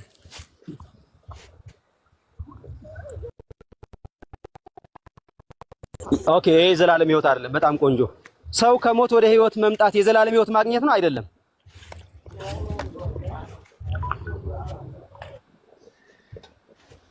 ከሞት ወደ ህይወት መምጣት የዘላለም ህይወት ማግኘት ነው አይደለም ነው ጥያቄ። ከሞት ወደ ህይወት መምጣት የዘላለም እንጂ የዘላለም ህይወት አላገኘህም እንጂ የዘላለም ህይወት አላገኘህም እንጂ የዘላለም ህይወት አላገኘህም። ኦኬ እንጂ የዘላለም ህይወት አላገኘህም። እኔ ስለ ፉሊ ጋራንቲ አልጠየቅኩሽም። ሰው ከሞት ወደ ህይወት መጣ ማለት የዘላለም አግኝቷል አላገኘም ነው የጠየቅኩሽ። እኔ ሰው ከሞት ወደ ህይወት መጣ። ኦኬ ስለዚህ ሰው ከሞት ወደ ህይወት ስሙልኝ፣ ከሞት ወደ ህይወት እሺ፣ ሰምቼሻለሁ። ሰው ከሞት ወደ ህይወት የሚመጣው መጥቶም የዘላለም ህይወት አያገኝም። ቴንክ ዩ። እሺ ሌላ ጥያቄ ልጠይቅሽ። በክርስቶስ ኢየሱስ የሚያምን የዘላለም ህይወት ያገኛል? የሚያምን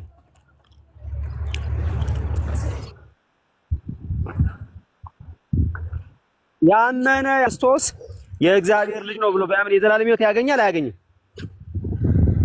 ለምሳሌ አንድ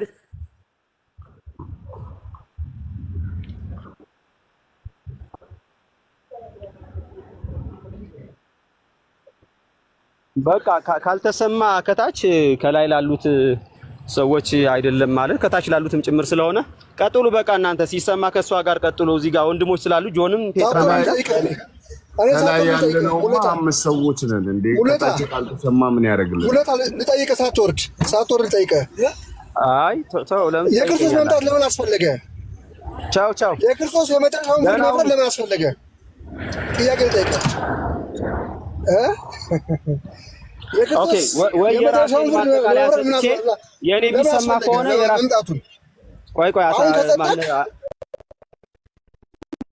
ሞት ካላየ በመድኃኒዓለም ይሄን ሰው ይዝም አድርጉልን። ጥያቄ ሞዴሬተር ነው አይደለ?